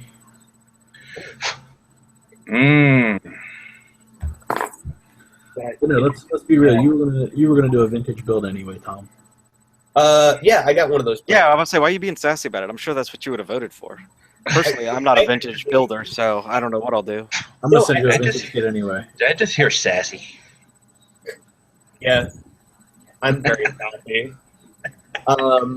No, I actually went on and was like, I'm gonna add resin, and then I actually almost voted for Kong's not Bandai because if I do a vintage kit, it'll be not Bandai. I have a couple of vintage. I have a vintage. What is it? Vodom's kit. Ooh, that's sick. Nice. It's got the original tube of glue in it. Oh, Really? Yeah, Yeah. I bet you it looks like a plastic now. probably. Justin, I got a vintage Vodham's kit. It just also happens to be resin. Oh my god. Nice. Oh man, I got this for such a steal at a local shop. But the part that I don't tell you about, which I'm about to anyway, is how like this is like legit 80s resin. Well, the body's not too bad. Most of these are just like chock full of. Oh, there you go. You see the shotgun bubbles all over. My god. Ooh. This is what resin kits were like in the 80s. Because this is an original. You can see the sticker, and this is Wave. This is legit Wave before they made plastic kits. So I mean, like Nice. always awesome to get original resin to support the original manufacturers, but vintage resin they may not have had a pressure pot. Think before you Probably buy. not. Probably not. That was probably when they were just pouring it themselves inside the thing and That's slapping it with their hand just to try to get the bubbles. that is definitely a legit garage kit. Like that is one way a company that was probably still in a garage because that kit's Yeah, exactly. probably older than me. That's probably no, because that design's based on a Saturn game, so it's probably from the 90s. Oh shit, the 90s is 20 years old now. Yeah, it is. It's all The still a long time ago, man. qualify as vintage. 26 years old, man. I've also got a Mercurius no grade, but after this, I'm not doing the work to make that pretty. Oh man. I'm the next build that I do is going to be like really simple, maybe a straight build. That's why I'm doing. I don't know. Why I'm doing I have a no master idea what grade I'm right doing now. next. That's what I'm doing. Why I'm doing a master grade right now. Just one I could just clean up and paint, and then I don't know how people do master grades and with that mentality. I can't. There's so many parts. Does anybody have the? especially gray parts. The gray parts are the worst. I just Like the whole inner frame and all that shit. I can't. I have to paint it and I have to nub all of it. Like it takes me a full day to snap a high grade because like every part I double nip. Oh, are you cleaning as you're snapping? Are you cleaning as you're snapping, or are you dry fit first? Or Yeah, I dry fit first. But like the snap is like every part, like every gate, like I far away cut. I come back with a guide and I near cut, and then like I file down the nub, and then I sand the nub. Oh, okay. Every nub on the kit. Because if I don't do it, then I will forget, and that's points. We should make that a challenge, like a no paint, straight snap challenge. So like, yes, just detail. Like you just can detail paint, but that's it. Yeah, But that like, would be badass, dude. I feel like that would be harder than paint. Yeah, I think so. That and just like you express some interest in doing that. if you're gonna weather it, just you can only use the Gundam markers. Oh god. Look, Jeff, I want a challenge as possible. No, I have a handful of You can only use Crayola markers. There you go. Japanese moves. Just melting on the. What's that? I have a handful of Japanese mooks like Nomoken, the magazine books. Okay. That like Nomoken 1, I think, has a mega size, and he does Gundam marker only on it, and like he uses alcohol and wipes it around so it turns the marker into oil wash, and he gets all this tonal gradation, and it looks fucking amazing when he's done. Wow. I have like, number 2. What? How did you even? This is just marker. Wow, that's. I mean, well, a lot of the guys who do the magazine work, like Hobby Japan and what was it when it was still around? Not Monographics too. They do like quick build tips. Hobby Japan has been doing that a lot, where it's like you don't have to paint the whole kit, just do these 4 or 5 things, and it'll look pretty cool. So like the contributors for magazines like are forced to do builds like that from time to time. Oh, okay. It's always like a reader feature. I wonder if you can actually do like shading using. Well, there's the blend marker. I was gonna say I've seen people use the Real Touch markers and the blending things, and then just kind of wipe most of it away. But I can't really say that I've found any of that that looks super good. That's what I'm sure somebody could do it. I mean, there's a lot of fine artists who work in marketing. But this becomes then you get to the point where is it worth it? Never. Yeah. I mean, we build toys, Justin. Is any of this shit worth it? I was just gonna say that. It keeps me insane. It keeps me sane. It keeps me off the streets. I love this stuff. Don't get me wrong, but it is funny to think about. Like all the time, I have to like check myself. I look in the mirror and it's like, I spent like 14 hours yesterday building a toy, and it's not done even. What's wrong with me? Quick way down. Oh, that would have sucked.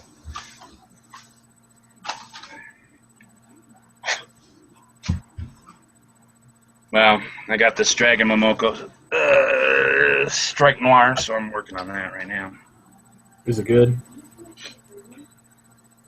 Yeah, I mean, like, For a bootleg? you can definitely tell the tech is a little bit behind on it. I mean, but I have the strike. I it's just not haven't bad. put it together yet. Which one? The John I let John decide which one I got. I was leaning towards the launcher, but I let John pick, and I ended up getting the sword. Oh, really? Okay, man. But I think I'm gonna buy the launcher pack. Yeah, separate. the launcher looks sweet, man. That'd be cool. Oh, do they actually sell it separately? Yeah. Oh, they do? Okay. Yep. Cool. You guys are. But I don't know. I didn't really like the decals that the Dragon Momoko has, so luckily I got tons of those Gundam decals. So. Those just got re-released, and it was awesome. I fucking splurged. What did? If you guys ever want to do trades, Yeah. Oh boy. Oh my god, Jeff. Yeah, I've man. had Let them me know for what years, you dude. message me and let me know what you got. I keep all mine to No, do. I still need to show you those. Oh well, yeah. Oh, you know what? You know what's awesome too. There's Oh man. manuals in here too. But I mean, Okay. I just put them in the manila. But you know what's awesome? I saw on eBay is that they sell like those big 12 by 18 sheets of these things. oh damn. It's just like the whole series. You just pretty much can take it off the whole sheet. I'm Like- upset to hear that you don't like the quality of Dragon Momoko decals though, because them's the decals I got for my unicorn. Because I love you, but I'm not buying the full armor for decals. Because unicorn looks like assembled by children. Oh wait, it was. I'm actually thinking about buying the DM unicorn just so I can take the decals and the LEDs out of it. The LED set is nice, but I would be worried that they changed. Like, is the DM LED set compatible with the Bandai one? I would imagine. I don't think that they would change too much about it. I think the reason why I like the Bandai Strike Noir ones is just that they're a little bit more sharp. I mean, the design is actually good it's nice on the Dragon Momokos, but it's like some of those smaller lettering and stuff like that just looks like blocks. Oh, okay. Well, I mean, Yeah. Hasegawa decals are notorious for being garbage. Like, they're super thick. like all the machine printing. Oh, okay. Uh-huh. They're really, really thin. Pen complains about them all the time. So like different companies print on different, different substrate. You know, not everybody has that really thin, super good cartograph film. You know. Yeah, that's it. And cartograph's all busy printing military decals, so you just need to buy those high-Q decals because those are the pinnacle. I love them. I've got 3 sheets, but I'm dumb, and 2 of them are orange. Orange doesn't actually show up nearly as well in anything as I hoped it would. I have I think it's 3 sheets of gray, and I think it's either orange or yellow. Generic warnings for 1/100 scale, and then I have like 4 different colors of lettering. Oh, nice. I love their generic warning decals. They're the best. They're so good. There's so many different kinds.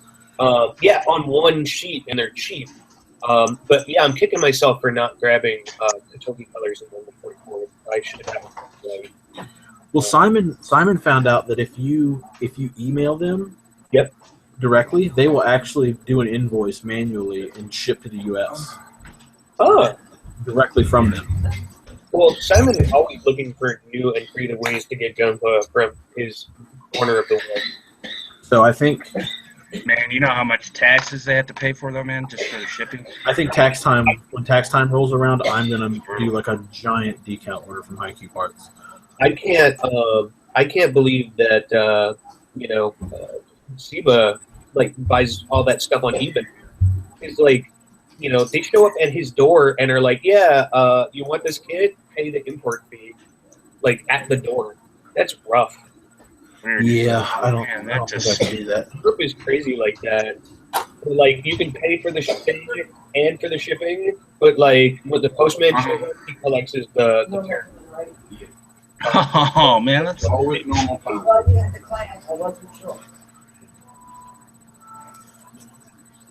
That's not right, man. It's hard enough to be home for the UPS guy. I mean, I try to pre-sign all that stuff. Man. Really awful. But, I mean, I guess it works for Seba. Certainly has some fits.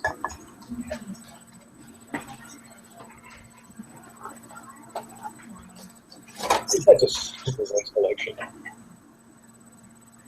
Where'd Jake go? He lost the internet. Oh, did he?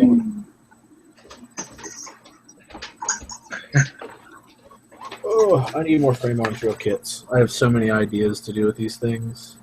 Which one? I'm just gonna sell all my Gunpla and just build frame arms drills from now on. You keep threatening me to go full Kodo. Dude, Kodo is killing it. I love. Yeah. I'm not going to argue. I love the licenses that they have, but I still hate their plastic mix. Yeah, it's a little hard. It's really brittle is the problem. Yeah. So it stress fractures so easily. But they ace detail, man. If Bandai would step up their detail game a little bit, and they would stop milking the living shit out of everything that they did. Bandai, Iron-blooded orphans. All the kits except Verkaz are all show accurate. So because it's anime accurate, it's always going to be low detail. Yeah, of course. It drives me nuts. The old MGs had so much frame detail, and they look super good. I mean, they proportionally, it's very questionable, but they looked good, especially for their time. Well, I mean, I don't know. As a modifier, I love high grades and I love low detail kits because, when I buy a master grade, it's already got all the detail that I want to add to it. There you go. And I really enjoy the fact that a lot of Bandai kits, because they're show accurate and kind of simple, have so much room to add detail. Well, panel detail, yeah, I completely agree with that. But my thing is I love to paint the frame. I love to paint what's you know what I mean. When I first started out, the first thing I did was build a kit wrong because I was dumb, and then I started detail painting. I would take enamels and I would paint all the pistons and all the the little inner frame details and make things stick out. And then I bought an airbrush, and I tried my best to make all that stick through. Like my goal was to make everything that was already on the kit look as good as I could get it to look. Uh-huh. And now that I've started to modify, I completely agree that I like the plain armor panels and stuff, but I still wish that they do a little more with the frames. See, I don't have that problem because screw master grades. Like I said, Well, it takes I've me also grown out of master grades too, so you've run out of them. I've grown out of them. I don't have a lot of room to display my kits, so that's why I like the real grade line so much. I mean, they're fun. They're fun kits, but it's like you're building a master grade, but when you're done, it's high grade scale, so you can just put it on the shelf and it doesn't take up. It takes up the space of 3 master, or 3 high grades take up the space of like a master grade. Yep. I have so much more display. Actually, that's what I do like about the high grades, though. It's like they're impressive in numbers on your shelf. Yes. Like opposed to a master impressive in numbers on your almost like wallet as well. furniture. Yeah, where it's just like master grade is more like home decor size, like a vase or something, Yeah.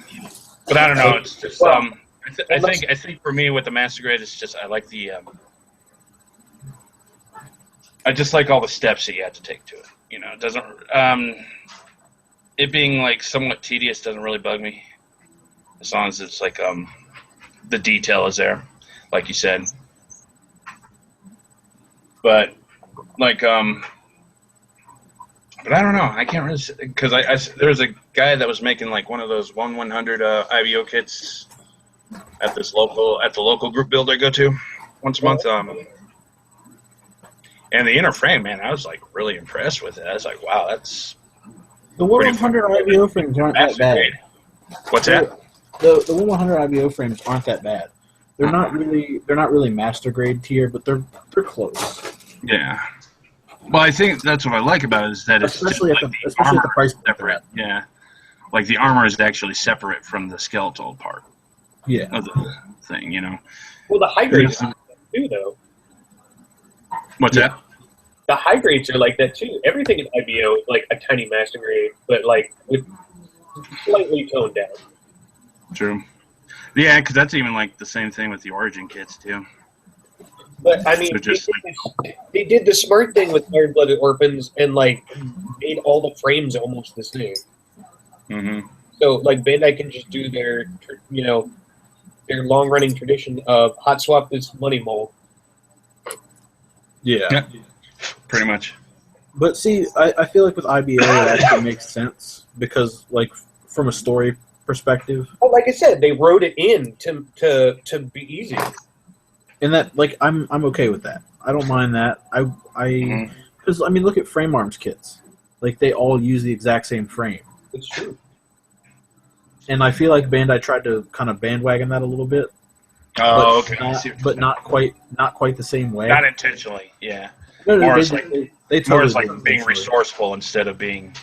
They totally did it intentionally. Like, look at the high res model. Like, it's literally a frame. And you cut out the armor and put it on there. That's 100% a stab at Kodo. Well, that's like who is it that was showing that? Oh, I think who was showing, was it Richard Flanagan was showing like the that Sinanju real grade actually used the Mark II frame. Yeah, I don't know why people were so upset about that. I know. Because the Mark II frame is like the best real grade frame out. Yeah, but that's what I think too. He's the best frame, the perfect grade. Mark II frame is beautiful. That's like saying I want if you're going to recycle a frame, put it on something flimsy. Let's make it on the RG Zeta. Well, I mean, you can fold in half. You put it together and it breaks. Yep. I still haven't built mine. I'm scared. Great. That's the only RG I have that I haven't snapped yet, and that's the reason. Because I bought it when it first came out. I was really excited about it. Yeah. And I snapped it up, and I got to the chest, and I forgot to put like one piece in, and taking it apart to put that piece in the chest completely ruined it. So I'm gonna paint the next one as I build it. That's brutal. It goes against my code of building and then disassembling and then painting, but I know that kit's a pain in the ass. So I'm gonna paint all the parts, then I'm gonna put it together. Yeah, you were describing one of the reasons that I don't build that many RGs. No, dude, I'm gonna build and paint them all. I know. Every single one of them. I love them. They're so good. You have a The only one I actually paint. Well, I tried painting the RX-72, and yeah, like That's a hard kit. yeah, I got to about. I still haven't done the arms, and it's It's a good hidden. kit for its time, like for being the Yeah. first one. But I'm glad that they've come as far as they have. true. The only one that's really good painting actually is the Gok. Oh, the Zagok was so nice. It was really simple. Like when I opened the box, I was surprised at how few runners were in it. But it was Yeah. a really nice build. And it's awesome to paint too. Like there was like almost pretty much nothing. It was like nothing to actually paint it. It's nice and chunky. Mm-hmm. Unlike- Yeah, the pieces are big enough for like high grade big. Brendan says, "Have you ever messed up a build so badly that you don't even want to finish it?" Yes. Yes. Yes. Oh yeah. That RG Zeta And that I was just talking let's about. not emphasize on A. More like many. That RG Zeta I was talking about, I actually, like, I wasn't even painting it when I was working on it, and I sent it to one of my really close friends, and he actually painted it, and it looks phenomenal. But I was so out of steam after I'd broken those handful of parts. I was like, I'm done with this kit. I'll never. Of course, I have it again, so I went back, but at that time, I was so done. Dude, I am rarely tempted, like, anytime I do something really ambitious, like, I've had 4 or 5 crises of conscience on this kit. The Nobel that I'm building, or, something goes wrong, or I check against the original the proportions are wrong, and I'm like, I'm just going to throw it in the trash. I'm just going to throw it in the trash. And I sit down and I'm like, I'm just going to fix it. 'Cause I'm this kid's bitch. I know that feel too. I know that feel. Yep, exactly. He says he tried something he's never done before to step out of the box, and he feels like he ruined the kit. And that's where I'm going to disagree. Is that you haven't ruined it. As long as you've learned something from it, you haven't ruined it. Well, Exactly. one of the amazing things about this hobby is that, as you, start to branch out and start to take some risks, there's nothing quite like having a deadline and some tools to realize that if you have the skills to break it, with a little bit of elbow grease, you can probably do an okay job fixing it. Yep. I mean, Yeah, but like it's really, you got to think about it this way: is like if you build 10 kits, the first kit isn't going to look as good as the 10th kit. absolutely not. Like you have to sort of like struggle with something in order to eventually excel at it. Yeah. Absolutely. So like you shouldn't look at it as a failure. It's just the first step. You have to. You're a musician, right? A little bit, yeah. I mean, I think that one of the most important influences for me was that I did a lot of music in school, right? But like so much of music is practice, right? If you're preparing a piece or working with a group, that the first time you sit down and read a piece or try to play something by ear, it's gonna suck. And then that's just a normal part of the process, and that all you have to do is sit down every day for an hour or two and work on it until it's right.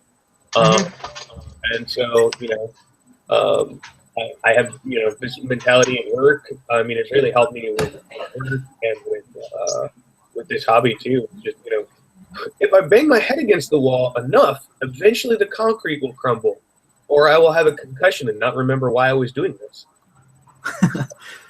Dude, I got a big junkyard of bin of kits that I've painted and just something broke, or you did that really nice paint job, and somewhere in there, man, you just chipped it so badly from assembling the part on there. Just many different things like that, or like the antenna is like snapped, when you're assembling. But I think that's what kind of discourages people too, though, is that they think that they're going to mess up, so they just don't try. That's it, and that's the thing though, is that it's like plus but the thing is too, man, it's like also if you are doing like high grade kits, so to say, you got to figure it's like probably the time that you put into it was probably a little bit more expendable than the actual price of the kit.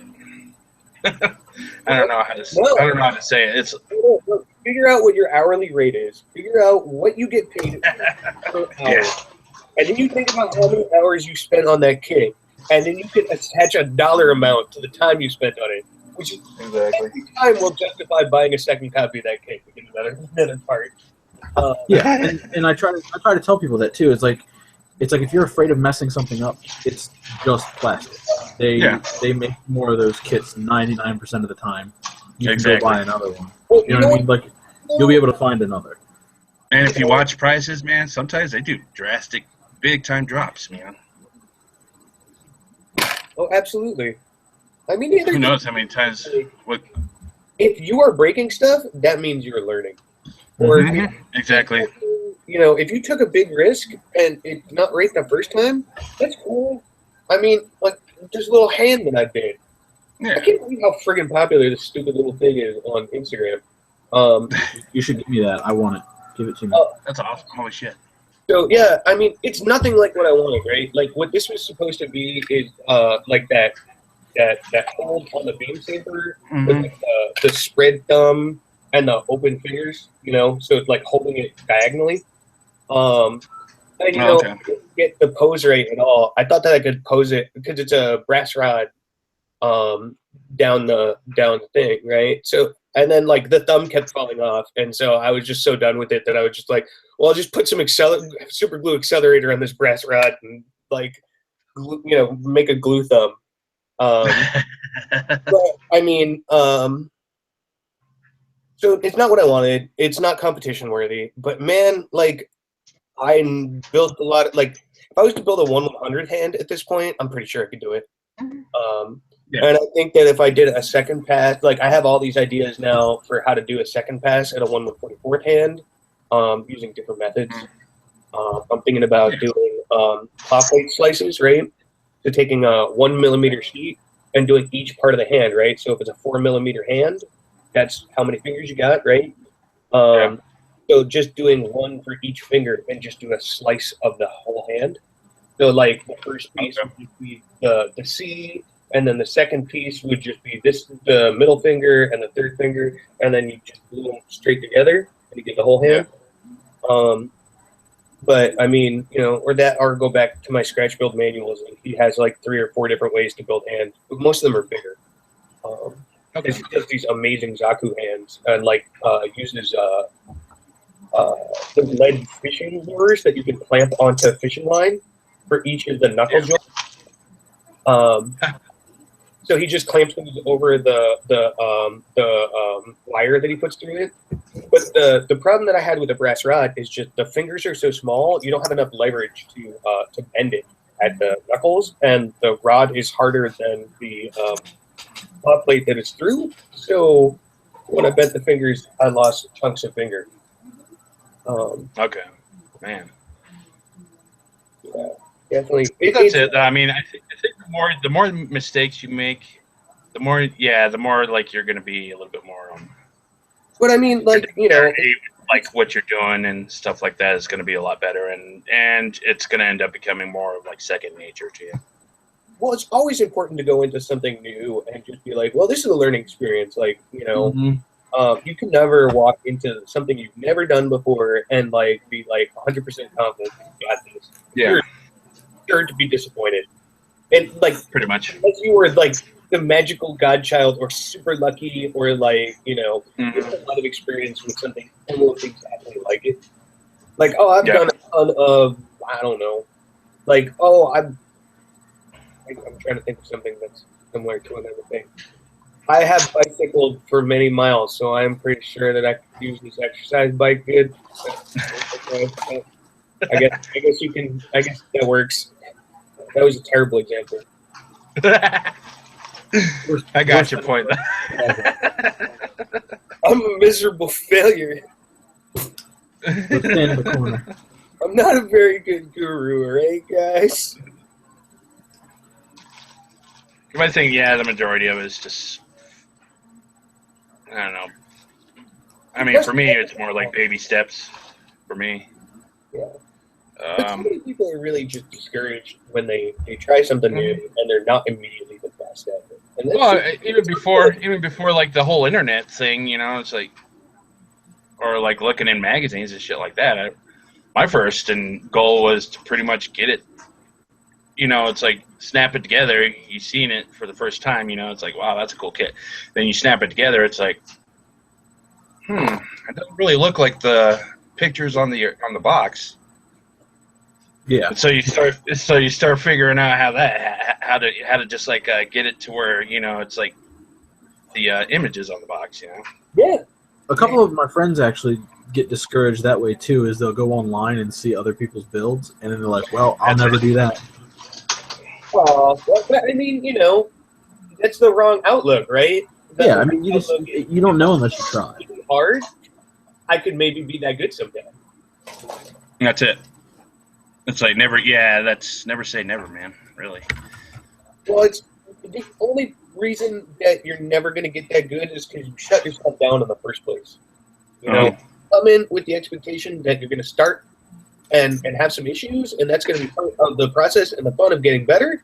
And that, you know, if you focus and just keep putting one foot in front of the other, you know, you're bound to get better. I mean, unless you're beating yourself in your foot somehow.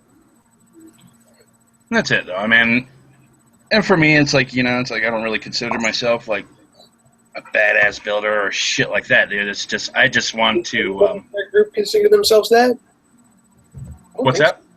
I don't think anybody in Yeah, of course. Anybody considers themselves a badass, but I don't think I'd be fair. Yeah, or just like or like a pro builder or something like that, you know. It's like, but for me, it's just like I just want to see when you see other people's work that's like really, really nice, you know, and you're just like, I really want to try that, you know. It's like that is really awesome, man.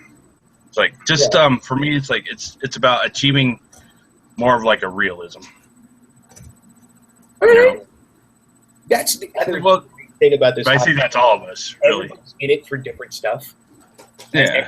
They got their own style, and they're all bringing something new to it, and it's all really inspiring. Yeah, exactly. And that's what's cool about actually, like even like just the general mecha model community is that there's it's still setting like goals and precedents, you know. Oh, absolutely. A little bit more. There's a lot more open space to experiment with that right now. Well, I think it's also too, like, it's not like if you're a military model builder, like none of your model colleagues are sitting around inventing a new tank, right? Like, because that's so much of modeling is focused on exactly representing the real world, and we have this freedom in our hobby that a lot of other scale builders don't have, right? Because they're the mirror realism perfectly, and we get to kind of make up our own reality, and that's kind of great. That's it. And you see, It's more cool that the company that makes these things and runs and sets the precedence for it, like, you know, with Gundam Build Fighters and stuff, have really embraced the fact that, like, or even Gundam Builders World Cup, like, it's very rare for, like, a kit that really stays true to the original design wins that. Like, they're really looking for people to go out and, like, do something new and crazy that nobody's ever thought of to do with their kits before. That's a really awesome. That's one of the reasons that I got into this is, like, you can build models of cars and you can build models of tanks and planes and all that stuff, but like That's it. I feel like your hobby should sort of be like an escape. You know what I mean? Yeah. Like if you spend too much time trying to be in the real world, it's not really going to do much for you. I mean, maybe it does for some people, but I like to be outside. Me definitely not. I can use my imagination more. Imagination. Mm-hmm.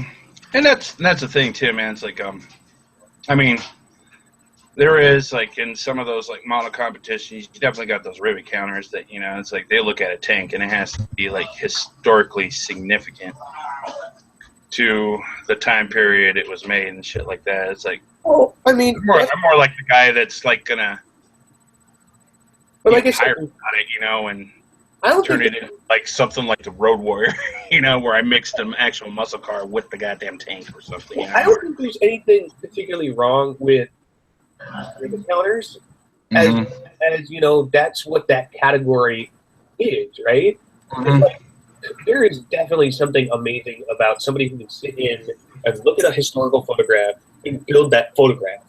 Yeah. Like there are some guys who can do that in an amazing way. And that's like part of what a lot of historical scale modeling is. Like you're recreating the past. You're recreating something that exists in real life in miniature perfectly. And that's what they're judged on.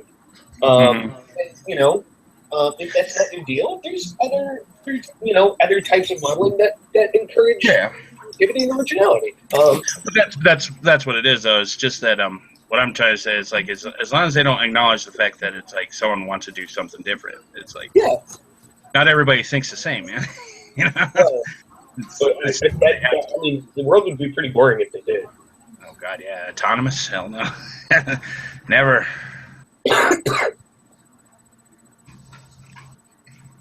I'm not a number. I'm a free man. Lies.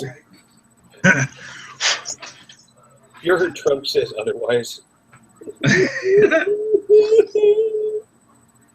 Oh, nah, just so much polarization. There's so much polarization in this country right now, dude. It's like in its worst verbal civil war right now. It's weird, dude. Where has my America gone? Yeah. I know where my America's gone. In plastic. Rest in pieces. Yep, exactly. A runner pieces, B runner pieces.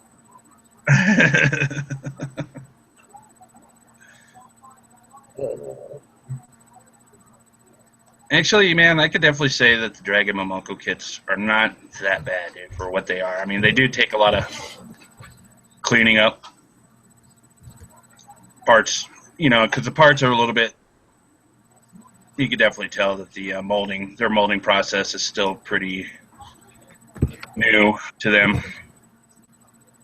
Yeah. I mean, I think you're going to get a little bit of that with any kind of bootlegging company. Yeah. Is like, you're copying molds, even if you're modifying them later. I think the way that they're going about doing it, you're going to get a little bit of shrinkage and stuff like that here and there, and you're going to get other sort of irregularities as opposed to like if you just created the mold yourself.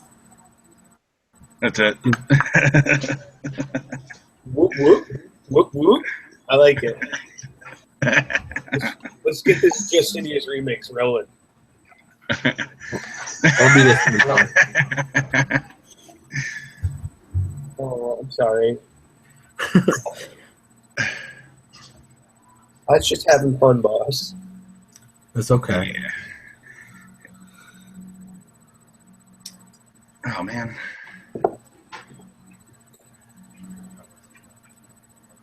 But I think, I mean, honestly, man, doing this kit is, like, not really that much difference from actually cleaning up a Bandai kit. Maybe it's like maybe some of the details that they had from the original frame of the strike that this is pretty much, you can tell it is. Yeah, I know that the like the calves and stuff are extended, and some other little bits have changed. I wasn't really sure how much of the frame had changed. I just know that most of it's the outer armor. Yeah.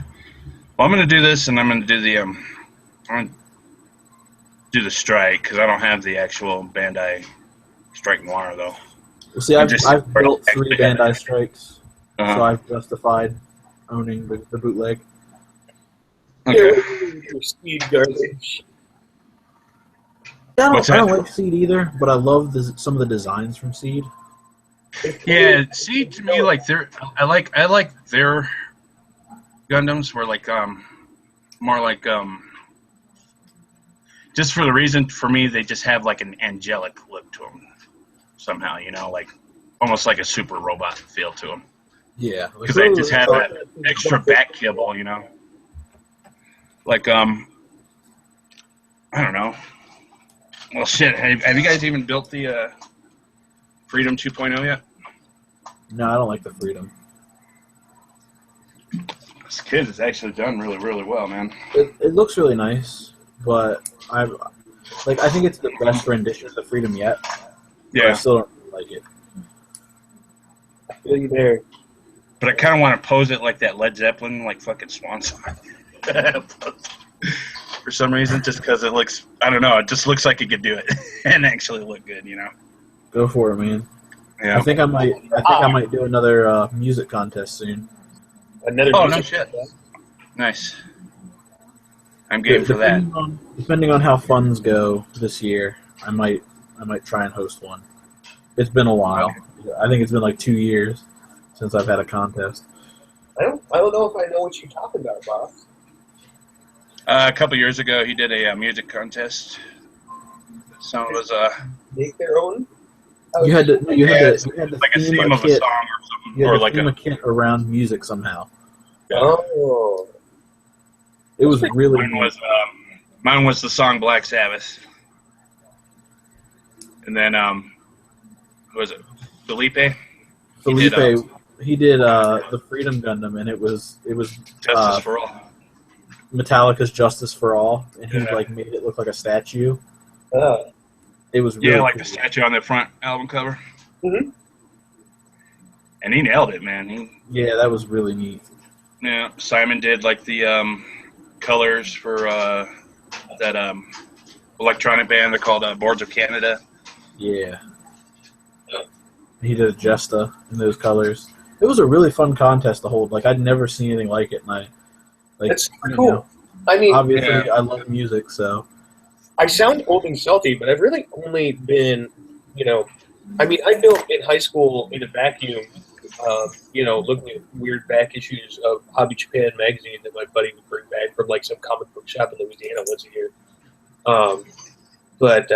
I've only been back in this hobby for like 3 years now. The first year was all local, and I've only recently started watching people's YouTube feeds and stuff like that.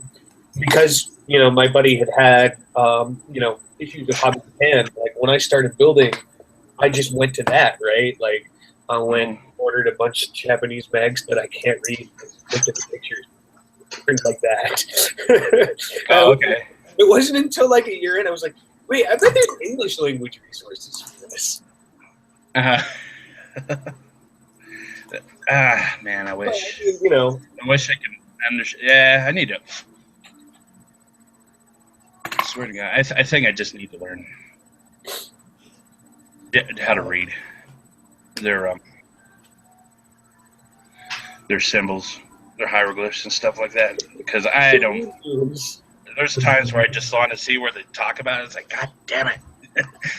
Google. One guy I know, and I don't want to. And I don't want to like take pictures and then send it to my friends from Japan. It's like, hey, can you translate that for me? Do you have an Android? What's that? Do you have an Android phone? Yeah. Oh, yeah, I forgot Translate can do that. Google Translate, and you take a picture, and it'll, like, translate in real time. So, like, if there's a... Yeah, my friend Troy showed me that last week. I forgot about that. No, don't forget about it. It's really useful. Yeah, I know. I need to remember that because I have it on my phone too, man. I didn't think about that. I took 3 semesters of Japanese in college, and I'm useless, man. I can read some hiragana and some katakana, and some of it's wrong. And I can basically do enough to like recognize some English words that are written on it. Like, oh, that's yeah. I was playing one of the Gundam games, and I could like figure out in the menu the name of the part. Like, oh, that's a Kampfur part. Oh, okay, I know what that is. My Japanese, I can kind of sound out the part. Yeah, it's like I can kind of sound out the names of the suits in the menus. And that's about it. Or I can like look at some katakana and be like, "Oh, that says lemon." I'm smart. Let's see what's going on in chat.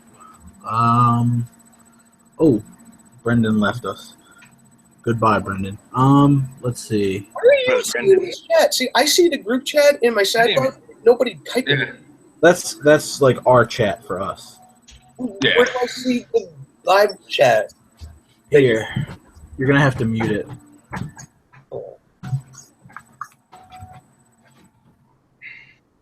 That worked? No, it didn't work. Yeah, on the YouTube, you just mute it, and it's a little bit delayed. Oh, There you go. oh, I'm smart. Thanks. I don't know why. I don't know why the live chat isn't integrated. It's so weird. He'll figure it out eventually. I don't know. Now I have to have multiple windows. This is complicated. Thanks, Google. I don't know how you're so advanced and yet so far behind. But no, someone asked if anybody has used Future, I guess, as like a top coat and experienced cracking. Yep. But that's only if you like spray a shit ton of it. I was gonna say I haven't ever had that problem. It will like turtle shell basically like I haven't used it a lot since switching to like all lacquers, top coats and stuff. So maybe I'm not like the best to comment on that. One of those. It's. I understand the value of it for doing something on a budget, but I highly would not recommend it at all. I read an article a little while ago about some guy who was like, I advise against using it because talking about how he had like very, very, very mixed results when he would use it. Yeah. Which year? Yeah. I'm sorry. I did the cannon for this for the GM Thunderbolt, and I don't know. You probably can't see it, but there's some like actual like tortoise shell shit going on here. And that happens when you spray a really thick coat. Because I mean, well, see, that's the hardest thing about it is that like it's really easy to spray a thick coat of that stuff on there. Yeah. Yes, it is. Honestly, man, if you really want to go at a good price for something, dude, honestly, just get the Tamiya. The Tamiya gloss. I got to be honest. 2016 was the year of fix my freaking seam lines. 2017 is the year of stop spraying up clear coat because it doesn't matter what brand of clear coat that I use, I can mess it up. I have a unique. That's Tom's superpower. That's me. I learned this year not to ever buy Alclad anymore. I don't buy any Alclad paints anymore. I love Alclad top coat, but it attracts dust like nobody's. I have a problem with it still being tacky.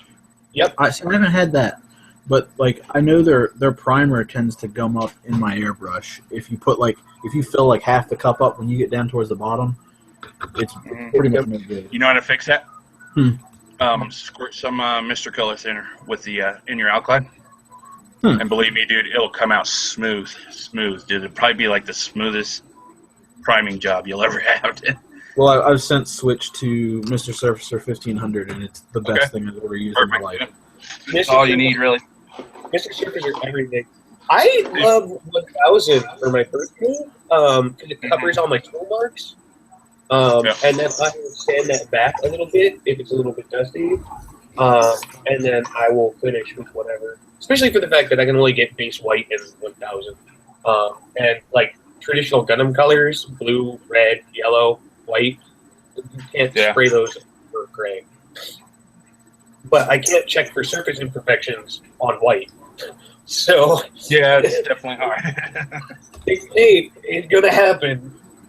Thank God lacquer, each layer of lacquer is dead. Also, I mean, if you do want to do clears and you are using lacquers, I also suggest Mr. Color GX Super Clear 3. That stuff is amazing. It's like almost like spraying on glass, man. Like one layer. Now one thing I did one thing that I swore I would never do. I went to Walmart and I bought their urethane for wood. Oh no! Okay, I gotta hear this. It's like for wood and plastic. No, it works really well. Okay, but going through the airbrush? Yeah, you thin it about 50-50 with I want to say acetone maybe. It says on the bottle, but it is plastic. like two layers, and it's like the glossiest thing I've ever sprayed in my life. Wow! Actually, but now I'm gonna go out. Now I'm gonna go out and buy actual model urethane, so that I don't, have to spray house paint through my airbrush ever again. The Kshatriya is got a urethane clear on it, and it's like a 3 millimeters of glass over the top of it, where it did the orange peel. Because, like I said, I have problems. But I wonder if like if you keep it out in like where like the light might get exposed. I mean, like shine on it, if it'll turn yellow. I'm worried about that too because when you thin out the urethane, the kind that I got anyway, it's like an orangey color. Ooh. So like when you thin it out, it's like a really light orange, but when you spray it on, it's clear. It's totally clear. Okay. But I imagine over time, once all the things like fully evaporate and the sun gets to it a little bit, it'll probably sun stain a little bit. Good excuse to build a net.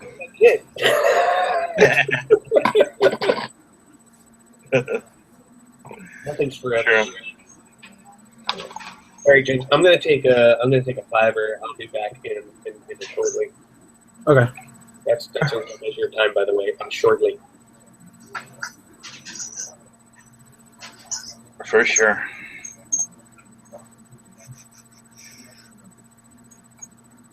Speaking of graveyard kits, there's one that I still will never. I don't know if I'll ever finish it. That was a hard kit. Well, I was weathering it. There's so many seams on that guy. Yeah. Oh, is that painted? What's that? Is it painted? Yeah. Jeff, if you don't finish that kit. But I don't know. It always happens when I start weathering shit, dude. I lose the. Dude, that looks good. You like it? Yeah, dude. I really like that. And that's the one thing, though, is like I think if we go back to like when we were talking about the messing up. I mean, like just like developing your skills and stuff like that. For me, like my real goal is to have the minimalist. I mean, like a very minimal amount of weathering, or like chipping. And sometimes that's hard to get. Yeah, that's the hardest part. Because weathering is one of those things where it's very easy to overdo. Yep, big time. And I fell victim to that, man. I think you've seen something. I think everybody has at least once. What's that? I think everybody's over weathered at least once. If you've weathered, you've done it wrong at least one time. Yeah. I mean, I remember my first weathered kit. Like everybody was like, "This is the best thing ever," and I'm like, "Oh no, definitely not." Going back, I'm so much better at it now. I'm still not great at it, but Okay. it's Gil. Hey, Gilbert. Morning. He looks like he just woke up. Dude, it's like 12 o'clock over there. What are you doing just waking up? You work night shift, right? Yeah, but I wasn't working at all yesterday. Well then. But still those them sleeping habits. He's just a dirty slacker then. So, man. You're slacking, McFly. You know what? Your father was a slacker too. All right, cool. I'm gonna take a breather here in a minute. I'll be right back, fellas. Sounds good.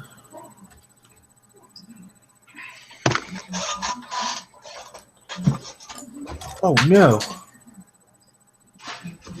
Yeah, I It was just exploded.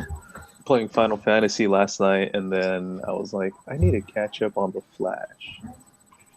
The Flash, like the Yeah. TV show. Yeah, I love that show. What did I lose? Oh man, hold on a second. I gotta go find this piece. Oh, Devin, whatever you do, don't move. Oh man.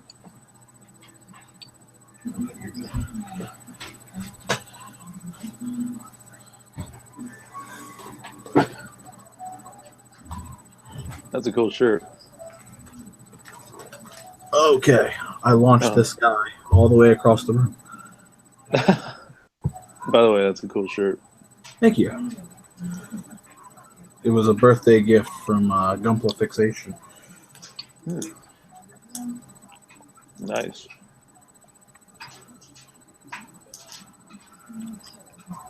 So I've made no progress on anything in the past week. I know that feel, man.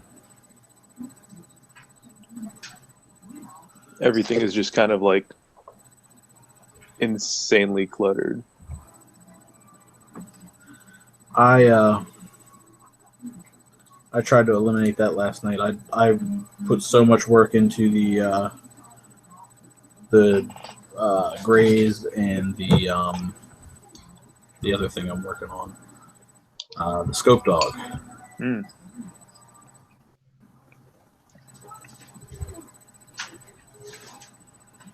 Yeah, the scope dog was looking pretty cool. I think the scope dog is about as done as it's gonna be. I don't really know what else I would want to do with it, so I think I'm just gonna call it done. I was hoping to get 2 Star Wars kits done by the time Rogue One starts, just for the fun of that. I don't know how that's gonna work out. Well, I mean, you can try. See, I tried to paint Metal Gear Rex like the week that Metal Gear Solid Phantom Pain came out. Oh. And like 3 or 4 pieces got messed up really bad, and I had to strip them, and the paint wouldn't strip, and I ran into all kinds of weird issues, so I had to stop. But it's fun to try and crunch time like that sometimes. Like it's really neat to set those crazy goals. You set those all-nighters. Yeah, in the world. To that point where you're up till 6 in the morning, you're like, I still got to do this. Yeah, when I did that, I was working nights, so yeah, it was really easy.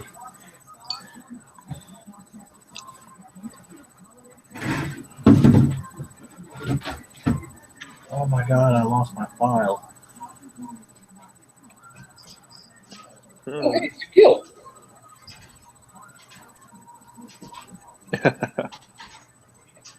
I'm waving through the internet. Waving digitally.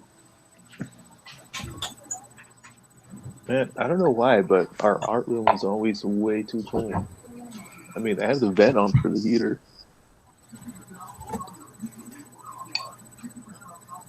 Tom, give me back my file. No. I saw you take it. Give it back.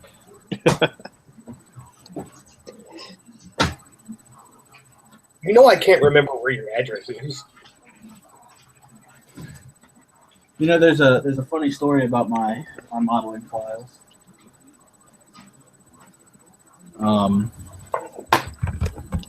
Me and a really close friend of mine did some trades, and I have this tendency to just, throw the boxes in another box and just send them off, not really paying much attention to about just having totally never ever once having traded kits with you. But I was trading with another friend of mine that lives in California, and I mailed him an entire box of kits, and every single one of those boxes of kits had a tool in it.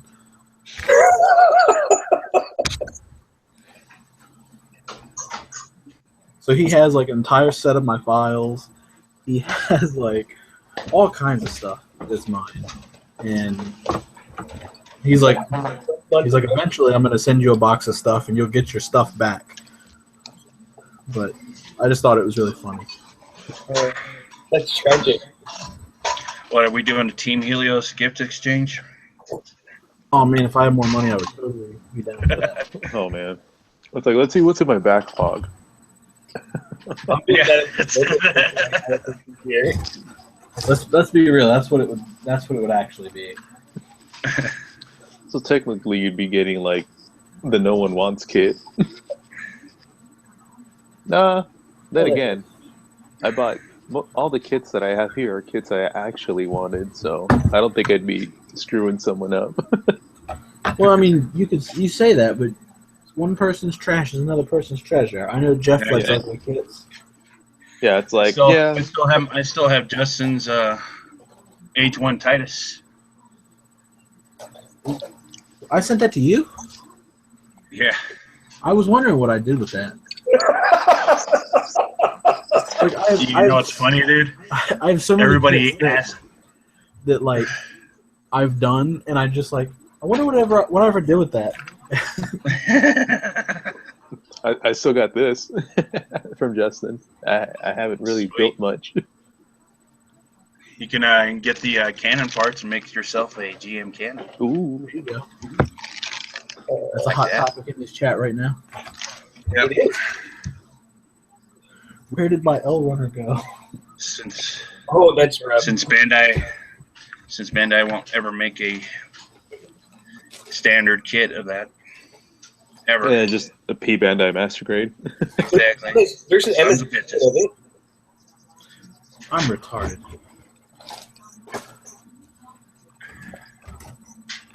That's rough, buddy. I have to like find. I had to go look at the cover art to figure out what color the piece I was looking for was. You know, P Bandai, the P Bandai choices are kind of odd. It's like there are times where it's like, hey, you know, this thing that everybody would want, we're making it on a limited run. Oh, look at this thing that no one wants. It's still going to be limited. I know, man. You see, the ones that nobody wants make sense. Because it's like, hey, we're not going to make a ton of money on this anyway. It's probably just a recolor. P-Bandai. But see, that's the weird thing, because they're like, we're going to jack the price. Well, see, the prices are the same, though. That's the thing, is like people think that the prices are jacked up. Oh, really? It's P-Bandai's. But it's not very much in Japan. Yeah, like the general P-Bandai release is the exact same price as its Master Grade counterpart. Okay. So then it's America scalping us. It's not even America. It's like the reseller, because you got to think that they have to order those in batches, then pay shipping, and then they have to ship it out to you. So you have to cover all of that. Yeah, you're paying like a 3x markup. Yeah, they had to get their money, and they had to get their money, and they had to get their money, and blah blah blah. Well, you're just paying all the middleman fees. Yep.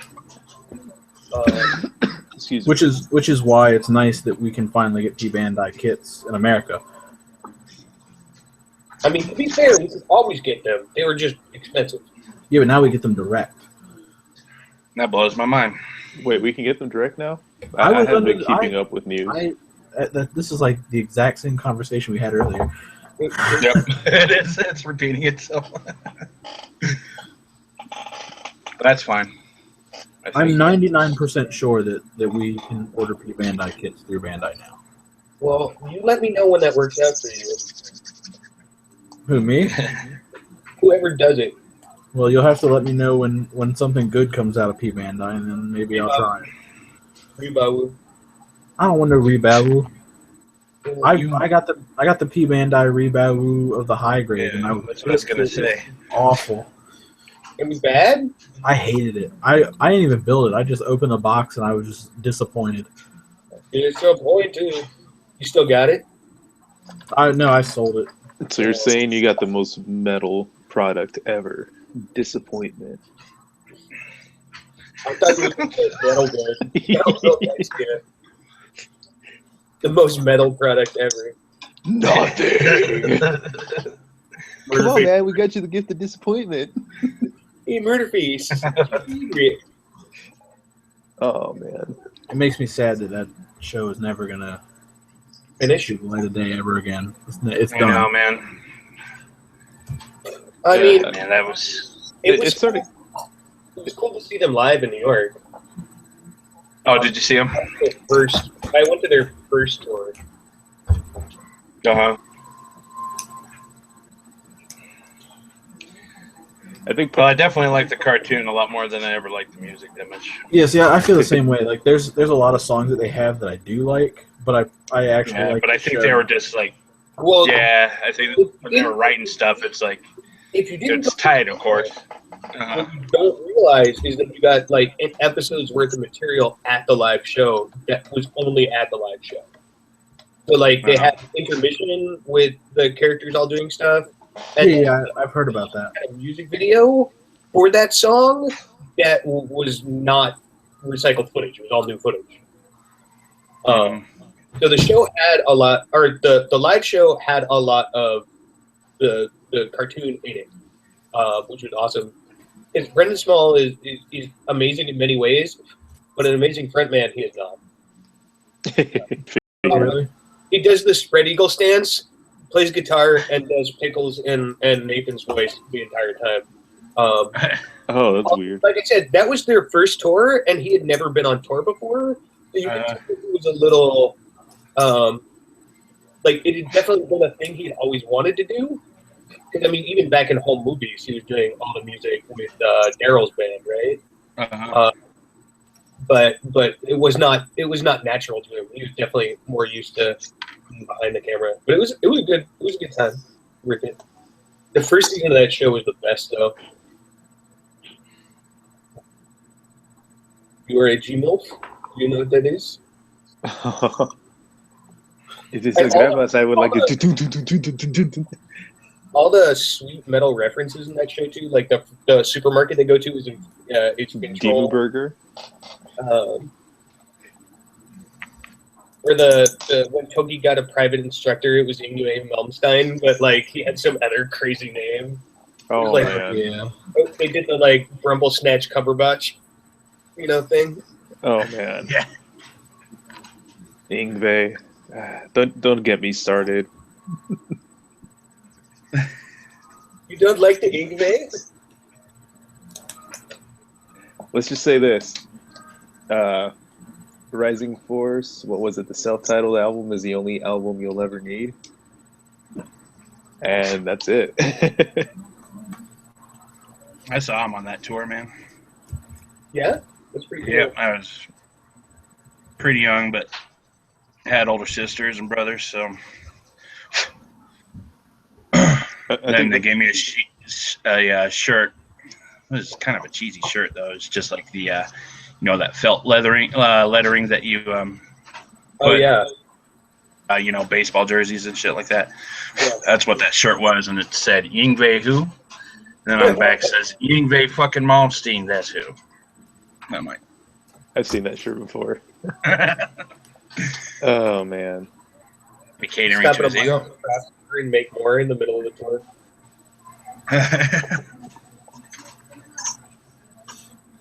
Oh no, we are out of merch. We must go to the Joanne's Fabric. Oh man. I know, man. I have the third season on DVD, where they actually put the cussing on it, Oh yeah? That's awesome. and the the Christmas special on it. Oh, dude, that's like probably my favorite episode. like Murder Fate, the recording producer guy. Oh, the guy with the robot eyes? Yeah. You know what I haven't kept up on? Venture Brothers. And Oh, I man. love that show. Is this show still on? I'm rewatching it. They're doing a new season. I've seen like 3 they episodes. start Ever. working on a new one? A new season was announced like in 2016. I don't know when it's actually coming out, but there will be more Venture Brothers. Okay, because they put out season 6 last year. It's Yeah. it's like, way totally behind. different. Let's put it this way: they ended up having it's just totally it. They had to relocate. Let's put it that way. But I pretty much kept up with Venture Brothers. I think one of my favorite episodes was the yard sale episode. I love Oh it. yeah, where they sell all the tech toys. Yeah. Dude, I've been waiting my whole life for one of these. Yeah, the lightsaber thing. Yeah. $100 on this. The best thing is that they bring up Kenner, and I thought, oh Yeah. wow, I'm probably the only one in this room that gets it. Like back then, because I was watching it with a few friends of mine, and I was like, I think I'm the only one that gets it. Oh man, The vintage Star Wars being by Kenner. Yeah. yeah, all their toys were made by Kenner before Hasbro came into the picture. Man, I feel old saying that. Back when Kenner used to make their toys. I thought. Wait. Who makes Star Wars now? Hasbro. Oh, okay. They probably bought Kenner then. Yeah, Kenner's long gone. yeah. Kenner was like back in the KB toy days. Yeah, Oh, I remember man. KB toys. I remember. You remember? You guys remember? When they were closing up shop in our mall, I had a friend go in there and ask for a job. I didn't realize they were closing down. That's rough, buddy. Oh shit. There was like half shelves and like there was like almost nothing in the store and all these banners that said like 50 and 60% off. Oh man. He's like, "Oh no, I just thought they had a really good sale." It's like, bro, that's been going on for like a month almost. That's tragic. I pre-ordered my copy of Pokemon Blue there to date myself. I don't know where I got my copy of Pokemon Blue from, but I still have it. I got my mom to pick me up from school so that I could get home and start playing that first Pokemans. I know I got it for Christmas. That's all I remember about Pokemon. That and that I beat it. Yeah, Yeah. I think I got mine for Christmas for my birthday. That's the only Pokemon I've ever finished. I think that I can agree with you on that. I have friends that are still super into it, and No, I bought the new one and I loved it. Like I just finished the the story 2 days ago, and I really enjoyed it. Like it's if you liked Pokemon and you've been kind of like on the fence, it's worth picking up. But like it's just because it's fresh enough that and different enough that it's worth playing. But like I don't think I'm gonna sit down and try and grind out all the Pokédex. Yep. I don't think it's gonna happen. yeah, I can't. Those days are gone. I got XY and White. And I was really I think XY was the last one that I bought, and I was really let down. I really liked it, but I hadn't played anything since Gold and Silver. Well, see, it was cool that it was in 3D, and that's why I bought it, because it was like the Pokemon that we'd always dreamed about. Uh-huh. And it just didn't quite live up to what I guess my childhood expectation was, whatever that may have been. I don't know. I just kind of wish that they would update that series somehow, like other than guide stuff. Like I feel like that game has not got a real difference between Final Fantasies is like the battle system changes and stuff. Like I don't know, like Pokemon like has never gotten a full refresh. You know what I mean? Or Well, see, that's kind of how I feel about this new one, though. Is like it takes a lot of the things that you know about Pokemon and throws them out the window. Like, there's no gyms, and I was really confused about that when I first. Oh, that's very strange. When I first started like reading up on it, I was like, well, "What are you supposed to do? What is the point?" And then, like, how do I prove that I'm the very best? Yeah, right. And then there's no more HMs, which is I'm so glad for, because I hated like having to mule my Pokemon out so I could get around the world. Yeah. And like that is a very welcome change. But I mean, it's a lot of the same, but it's plenty of new. So like like I said, if you are interested in Pokemon at any point, I think it's worth a play. Fair enough. I'm being an old man right now. I'm going back and playing SNES. I bought my grandmother a portable Super Nintendo for Christmas. Super awesome. Well, what if she watches the stream? You're blowing up your spot. No, we don't have internet, so we're good. Well, how are you on the phone? We're at my mom's house. Oh, Yeah, we don't have internet at my house. My mom has internet, but I don't. that's tragic. We live out in the boonies, so you know how hard it is to run a YouTube channel with no internet? I do not, but I can imagine. And none of that imagining is fun. I have no excuse to say, "Oh yeah, I haven't gotten my channel started." I'm almost there, guys. That's why he has a backlog of videos. It's true. I like whenever I get online, I try to like Upload 4 or 5 days. queue up a couple things so that like I can just leave it alone. Mm-hmm. Like I don't have anything right now because I haven't shot anything. I'm still in the planning stages of my next tutorial series. Hi, doggy. Yeah. I see through the magic of the internet. So as far as planning goes, is it more like figuring out like where to go, like as far as the subject matter, or? Yeah, basically, like sometimes I like to theme it out because I know people like consistency. They like things to be like similar so that they can learn about like just a whole broad subject. Mm-hmm. So like if I can do that, I'll try to do it. That's what I did with the weathering part. Was like I tried to theme as many of my tutorials around weathering as I could. Ah, okay. So like now I don't really know what subject I would touch on, so I'm just kind of shooting a couple of like basics tutorials. Like I've shot one on. It's a really, really vague tutorial. I think I'm going to reshoot it because I'm not very happy with it. On posing, like doing poses and stuff for your kits. And, Okay. like, I literally I just kind of glossed over everything in like 3 minutes. So I feel like that might have been like a little too vague because that's a hard thing to do a tutorial on. Mm-hmm. Well, yeah, I mean, that's one of those things. Like, go pick up some books on, modeling because there's so many resources in the art section. Yeah. Well, see, I don't know. It's more. There's a lot of different things to it. Is like one of them is like the way people pose their kits is kind of down to taste, but I mean, the best I can do is kind of offer some reference and kind of point you in the direction where you can find more reference. That's true. So I'm trying to think of like a good way to do that and not just be like ultra vague. The important thing to remember is that mobile suits look and move like people, and you can use any photo reference of dynamic people to help. Yeah. Dynamic poses. Exactly. That's key. As long as you know that, you're halfway there.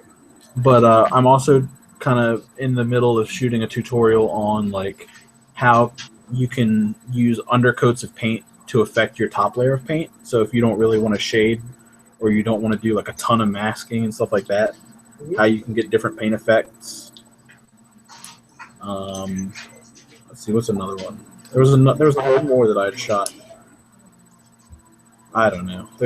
I'm just kind of gonna do like basics, I guess, like different ways to sand, different ways you can get different finishes. I guess putties and stuff like that would be a good one. Yeah, I would probably be telling people as far as a posing tutorial. Don't pose your gunpla like this. Yeah. That vintage as fuck, Gil. That's the first grade, I think. All of us combined. Is that what you're going to use for the build, Gil? No, Brittany actually suggested I get something from Hobby Link. She's like, you do enough Zakus. Do something different. What's wrong with doing Zakus? I build nothing but easy 8s. The only person that calls me on it is Jacob. Because there's No, nothing but she's wrong got a with what you're doing. Don't let him stop you. No. You live your No, life. she's got a good point. Like, I should expand and have more to show. No, man, you. I've got, The show always has very constructive criticism, and I like that. She thinks she should have a variant. I've got Things. a friend of friends. I don't know who this guy is, but it's someone that a bunch of my other modeling buddies know. Apparently, the Zaku 2.0, when it first came out, he loved it so much. That's all he built for like 2 years were Zaku 2.0s. Well, he better have mastered his fucking shit on that thing. Blindfolded. No, and it was funny because I was like, oh well, what if I start building goofs? And she's like, come on. And so she actually suggested I build a Gelgoog cannon, which I ended up liking a lot. Excellent. Way to get out of your box. That's probably my favorite of all the Xeon suits. I've always wanted a Gelgoog Master Grade. I kind of say Yeah. I am the weirdie. I don't like the Gelgoog piggy face. I do. I love Really? it. Everybody loves the Gelgoog, and I'm just like, that piggy face. It's That's- done. Except for the That's what backpack. a lot of people. I didn't like it until I actually built one, man. That's fair. Nice. And then when I actually seen it physically, it was like, wow, that's pretty badass looking. And that was the 1.0, and that's like pretty much the worst fucking Gelgoog you can ever assemble and paint. The worst Gelgoog, money goodbye. Yeah. Yeah. Actually, I think it's the worst master grade ever made. No, I built one for my cousin and painted But it. then Oh, the first master grade one. no, the Alex. Yeah, I was gonna say, have you ever built a Master Grade Alex? The only thing That's I don't a like hard- are just the rubber parts on That's the a hard shoulders. kit to love. Really? It doesn't bug me because I mean, it hasn't most aged majority well. of it is a GM. It hasn't aged well. Well, yeah, I mean, like,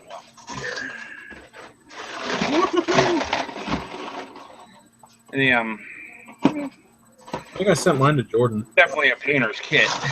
I mean, like, when you see it, like, there isn't. And Yeah, it's it's plastic. There isn't really much going on. It's not the But- prettiest out of box kit for sure. It definitely needs TLC for it. Justin, what is the prettiest out of box kit? The Master Grade Jesta, the Master Grade Jesta is pretty fantastic. That is. The I still haven't built mine. the Age 1 normal is really nice. Let's see, what else is really good? What's another kit that I really enjoyed? The snap of the Archie Nanju, I think, is actually very pretty. The what? The real grade Sinanju. Yeah, it's a little too glossy, and it doesn't have any details at all. But besides that, it's really nice. Harsh. Look, man. I hold my my RG kit to like the Kotoki standard. Like if you don't give me a million decals and like a trillion panel lines, I'm not really that interested. This isn't true. If it's a real grade, you're gonna buy it and build it. I mean, I'm gonna buy it. I would buy a real grade of a Cubile, and I hate the Cubile. Like it's probably my least favorite Gundam ever. It looks weird. It is weird. But I'd buy Well, it. it's the guy. because It's it's the real same grade. designer from 5-Star Stories guy. Yeah. It's definitely a very unorthodox kit. I mean, A lot mobile of suit. Zeta double Zeta designs are weird and they're great for it. And sometimes they're kind of weird for it. There's not too much from Double Zeta that I've seen that I really liked. Double Zeta I love Double Zeta. Like the Double Zeta itself is so ugly. I don't know what's so ugly. The Double Zeta. Oh, see, I love the Double Zeta. Yeah. It just looks weird to me. It's got like those weird giant shoulders and those dumb legs, and it's got like a weird Zeta head. My initial reaction to Double Zeta is I don't like it. I watched all of Double Zeta, and like 3 months later, I started being like, you know what I really like? That art judge. You know what I really want? A Gimel. I wonder why they never built one of those. Man, I really wish I had a hammer. That's a weird. Oh, look. Next Re100. It's great that Double Zeta is finally getting some love, but most things that appeared in Double Zeta never got a high grade. I don't know. Zeta was a weird time, but like, see, I'm one of those people that I don't like to buy kits based on what they do in the show. Uh-huh. I buy everything that I buy is solely based on how I think it looks. If I think it looks good, then I buy it. That's it. That's why I never bought an Exia. See, I had a very hate relationship with the Exia until the metal build came out, and I was like, this is the most beautiful thing I've ever seen. And I ran out and bought a Master Grade, and I hated it. Well, the Master Grade is a terrible kit. It's awful. And nobody I tell seems to believe me. Because they're so popular whenever somebody builds one and posts it on Instagram. But, like, it's a garbage kit. Like, the design of that kit is just, it needs a 2.0 really bad. The ankles are think- bad, and the chest is bad. Those are, like, the worst parts. Oh, and the wrist. I think The one-way snap knees were the end of that kit for me. Oh, knees snapped. Oh, they don't unsnap. I'm done. Throw this kit in the garbage. Fuck Master Grades. I don't know. For some reason, I think my thing with Exia is that it doesn't look intimidating. And that's probably why I've been like, meh. I think it looks like sleek and a ninja. See, I do like how sleek it looks. Exia is really streamlined. It's a very sporty looking. Yeah, it's like a hot rod. Yeah, Not a hot rod, Yeah. It's like an import car. I also like all of the glowy bits on it. Like, but it's not like the Quanta that has too many glowy bits. Like, Oh God, don't let Jacob hear you say that. He'll kick you off the team. I don't care. Quanta's fucking bad. Exia. It's so ugly. Exia is where it's at. They should never have gone to 00 for the fucking Quanta. Let me tell you that I detest the 00's design. I hate it so much. But I bought that RG like gritting my teeth. You like and I put it together, and it was such a nice kit. Really? Like, it was a great build. I like the 7 sword for the 00. The armament is great because it like gives the shoulder GN things like something to do. It's my done. sword. I finished it. Now I just got to build his weapons. Cool. You filthy snapper, you. Look, here's her sibling. Oh, Quincy. Now kiss. We're adults.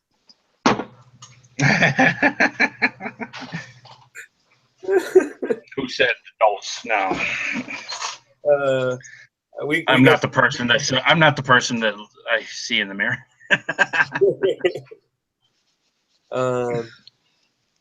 Yeah, we get some agreement on that Exia MG in the comments over there. I thought they already made it next year. Oh, never mind. And it's not good. Talk about the best internet cut ever. Honestly, the Quanta is the one I like out of all of them.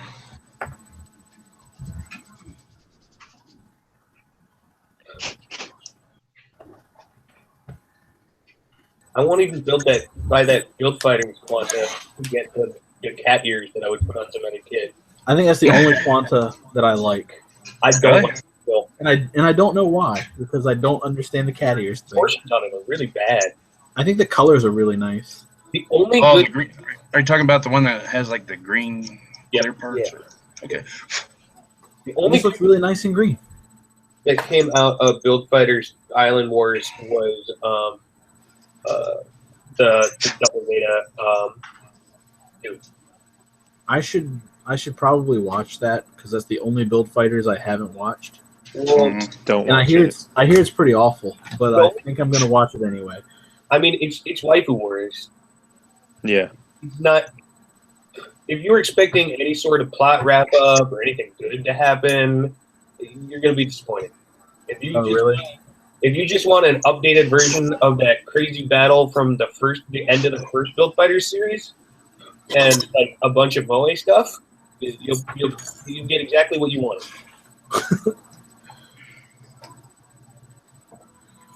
I don't know. I like Build Fighters a lot, and I like Build Fighters Try a lot, and then like I don't know. Why, Jim and Boo's on chat. Then all the kits came out, and I got tired of it. It's rough, buddy. Hi, Jim. I'll be back. Jim, how are you? See if he's coming back on. He I randomly send him music. Who, Jim? Yeah. Me I and him. keep forgetting that Jim's like a closet metalhead. Yep.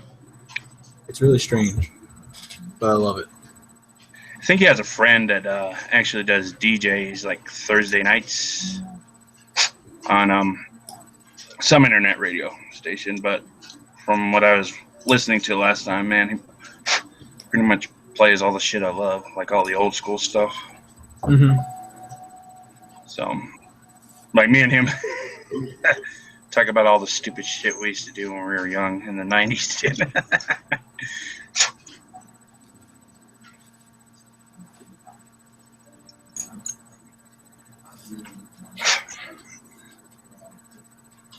You know people sanding when you hear that. I know, exactly. We all do it. What am I doing? I can't see anything. Well, eventually I'll start using a brush, but probably What I miss. I'll still be blown. Oh man, that's great. I got to do a T-shirt with like a runner that's all covered like sanded runner, and it just says "Blow me" underneath. That would be really good.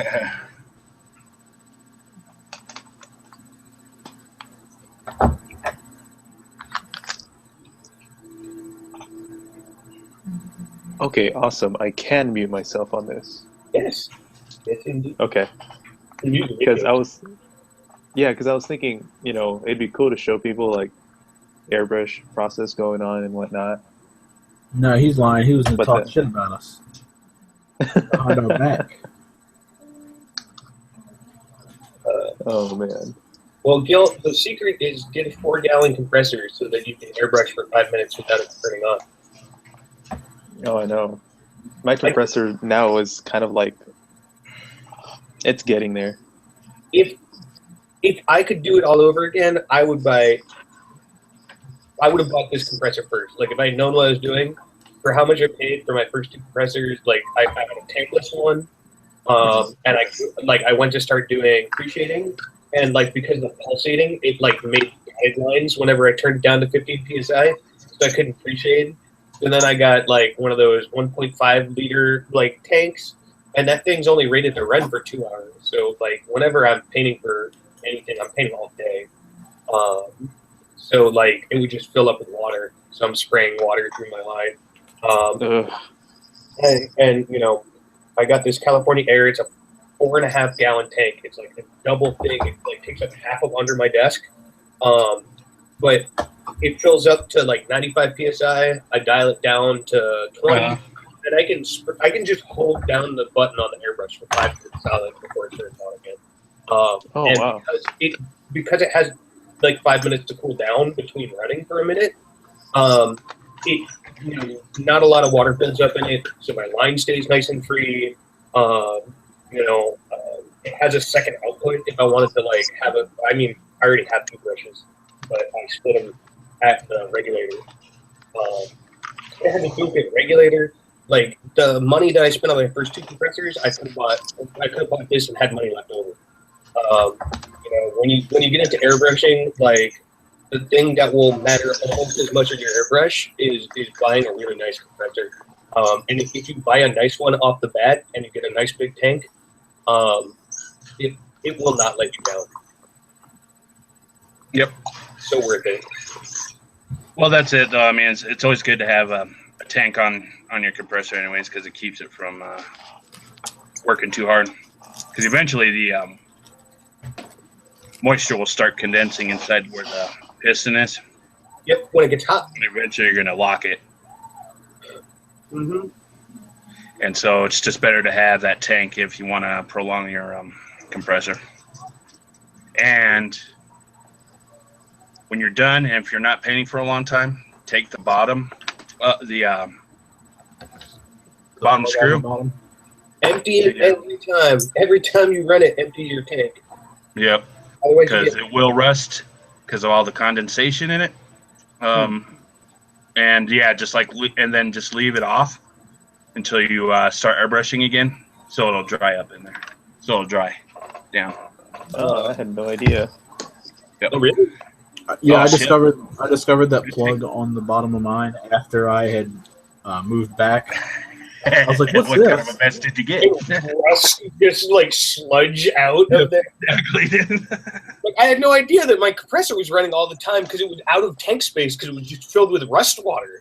Yeah. Oh, yeah. Yeah. Oh, I bet was your airbrush spitting little. No, not really. I just Really? never noticed it. Like, because Okay. it was fairly new when I moved. Mm-hmm. I mean, it's only like, God, I want to say it's like 2 years old now. Oh, crap. That was close.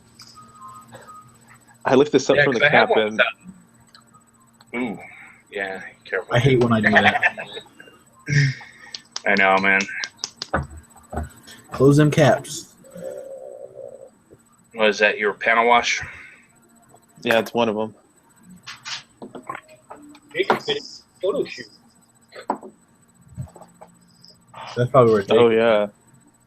But if you actually live in like a really humid area, I suggest that you get 2 water traps.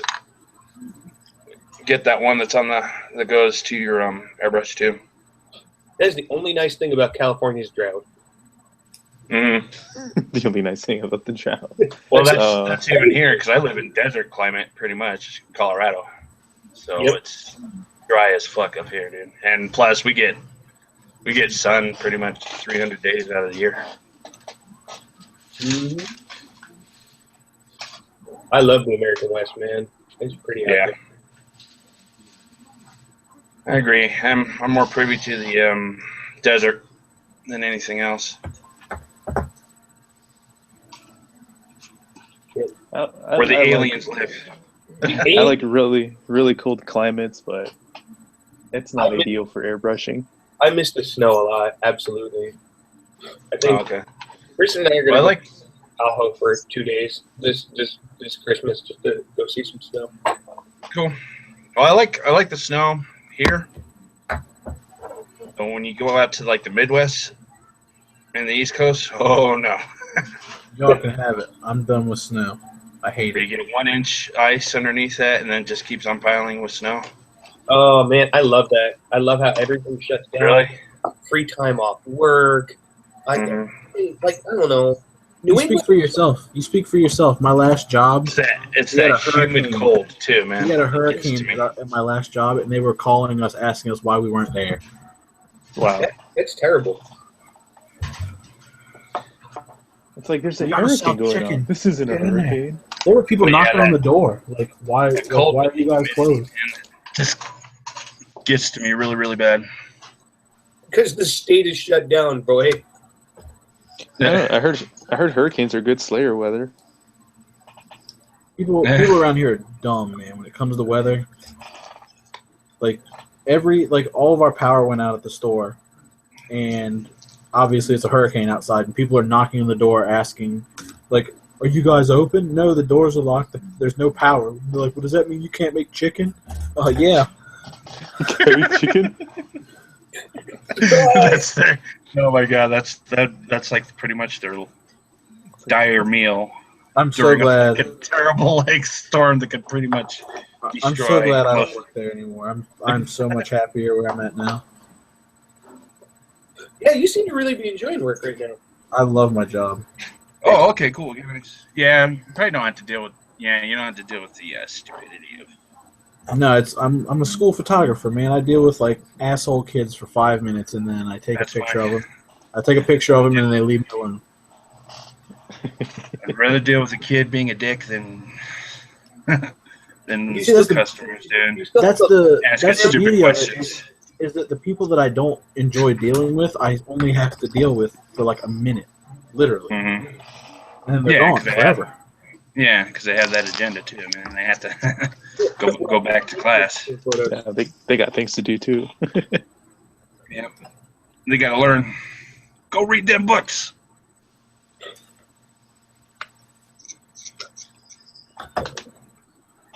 Kristen is a teacher, and she is a saint for doing it because it does not pay well, and kids are critical. Yeah, they don't treat teachers very good these days, and it sucks. It really does. Considering the next generation has to learn how to live.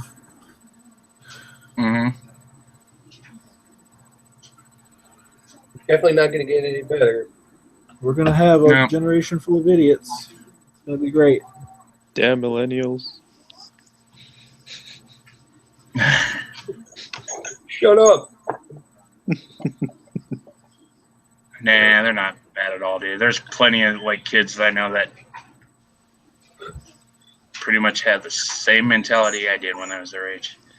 Yeah, it really just comes down to just the internet just exposing more of the negative stuff than the positive. Well, I think, yeah, and that's what's weird though. It's weird that the internet is like, it seems like people are not afraid of spilling out their emotions more.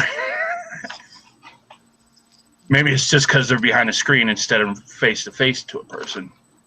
Yeah, I think that's holy crap, man. Some of the people, man, that I've known for years, man, start talking like on social media, man. You're just like, damn, dude, I didn't know. What is all this realness? Many problems. It's like, do you ever, it's like when you ever talk to me and you just say stuff that you want me to hear, it's like, because you're sending like a major issue case, man, right now.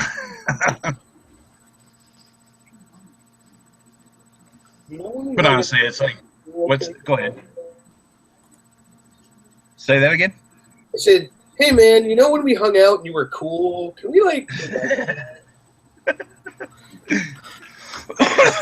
Now you're a hot mess. I remember when you were fun. Mm-hmm. Can you just do that again? That's me. But... Tell you the truth, I mean, I do feel a little bit worse for the millennials, just for the fact that, I don't know, they just, got fucked? Yeah, I would say so. Big time. I think I'm technically a millennial. I am. Oh, you definitely are. I mean, yeah. I'm like in the weird, like maybe you are, maybe you aren't. I just like to think that I'm for me. I never really understood that term and what exactly it meant. I had to look it up on the the internet. It's basically it's the same thing with Generation X and Y. It's just like people born from this year to that year are considered, this generation. Oh, okay. Yeah. Like I'm considered Generation X, basically. Yeah. Because I lived, my younger years through the 90s and stuff. So. Oh well, then I guess that's what I am. 90s and 80s. Yeah. I grew up. If you lived your time when the change of the millennium, that's your millennium, basically. No, millennial starts at like 85. It's between 83 and 87, depending on who you ask.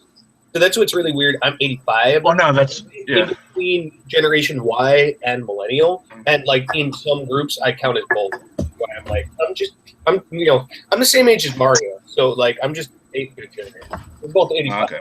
You're the Mario.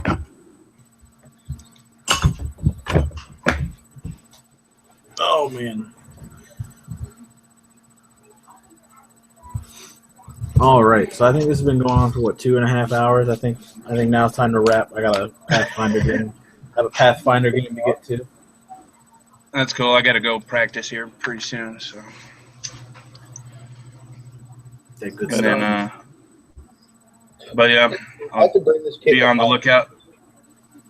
I'll be on the lookout for you guys. I'll make sure I post up my grump build either probably tomorrow. Go for it, man. I was gonna ask when do you guys wanted that?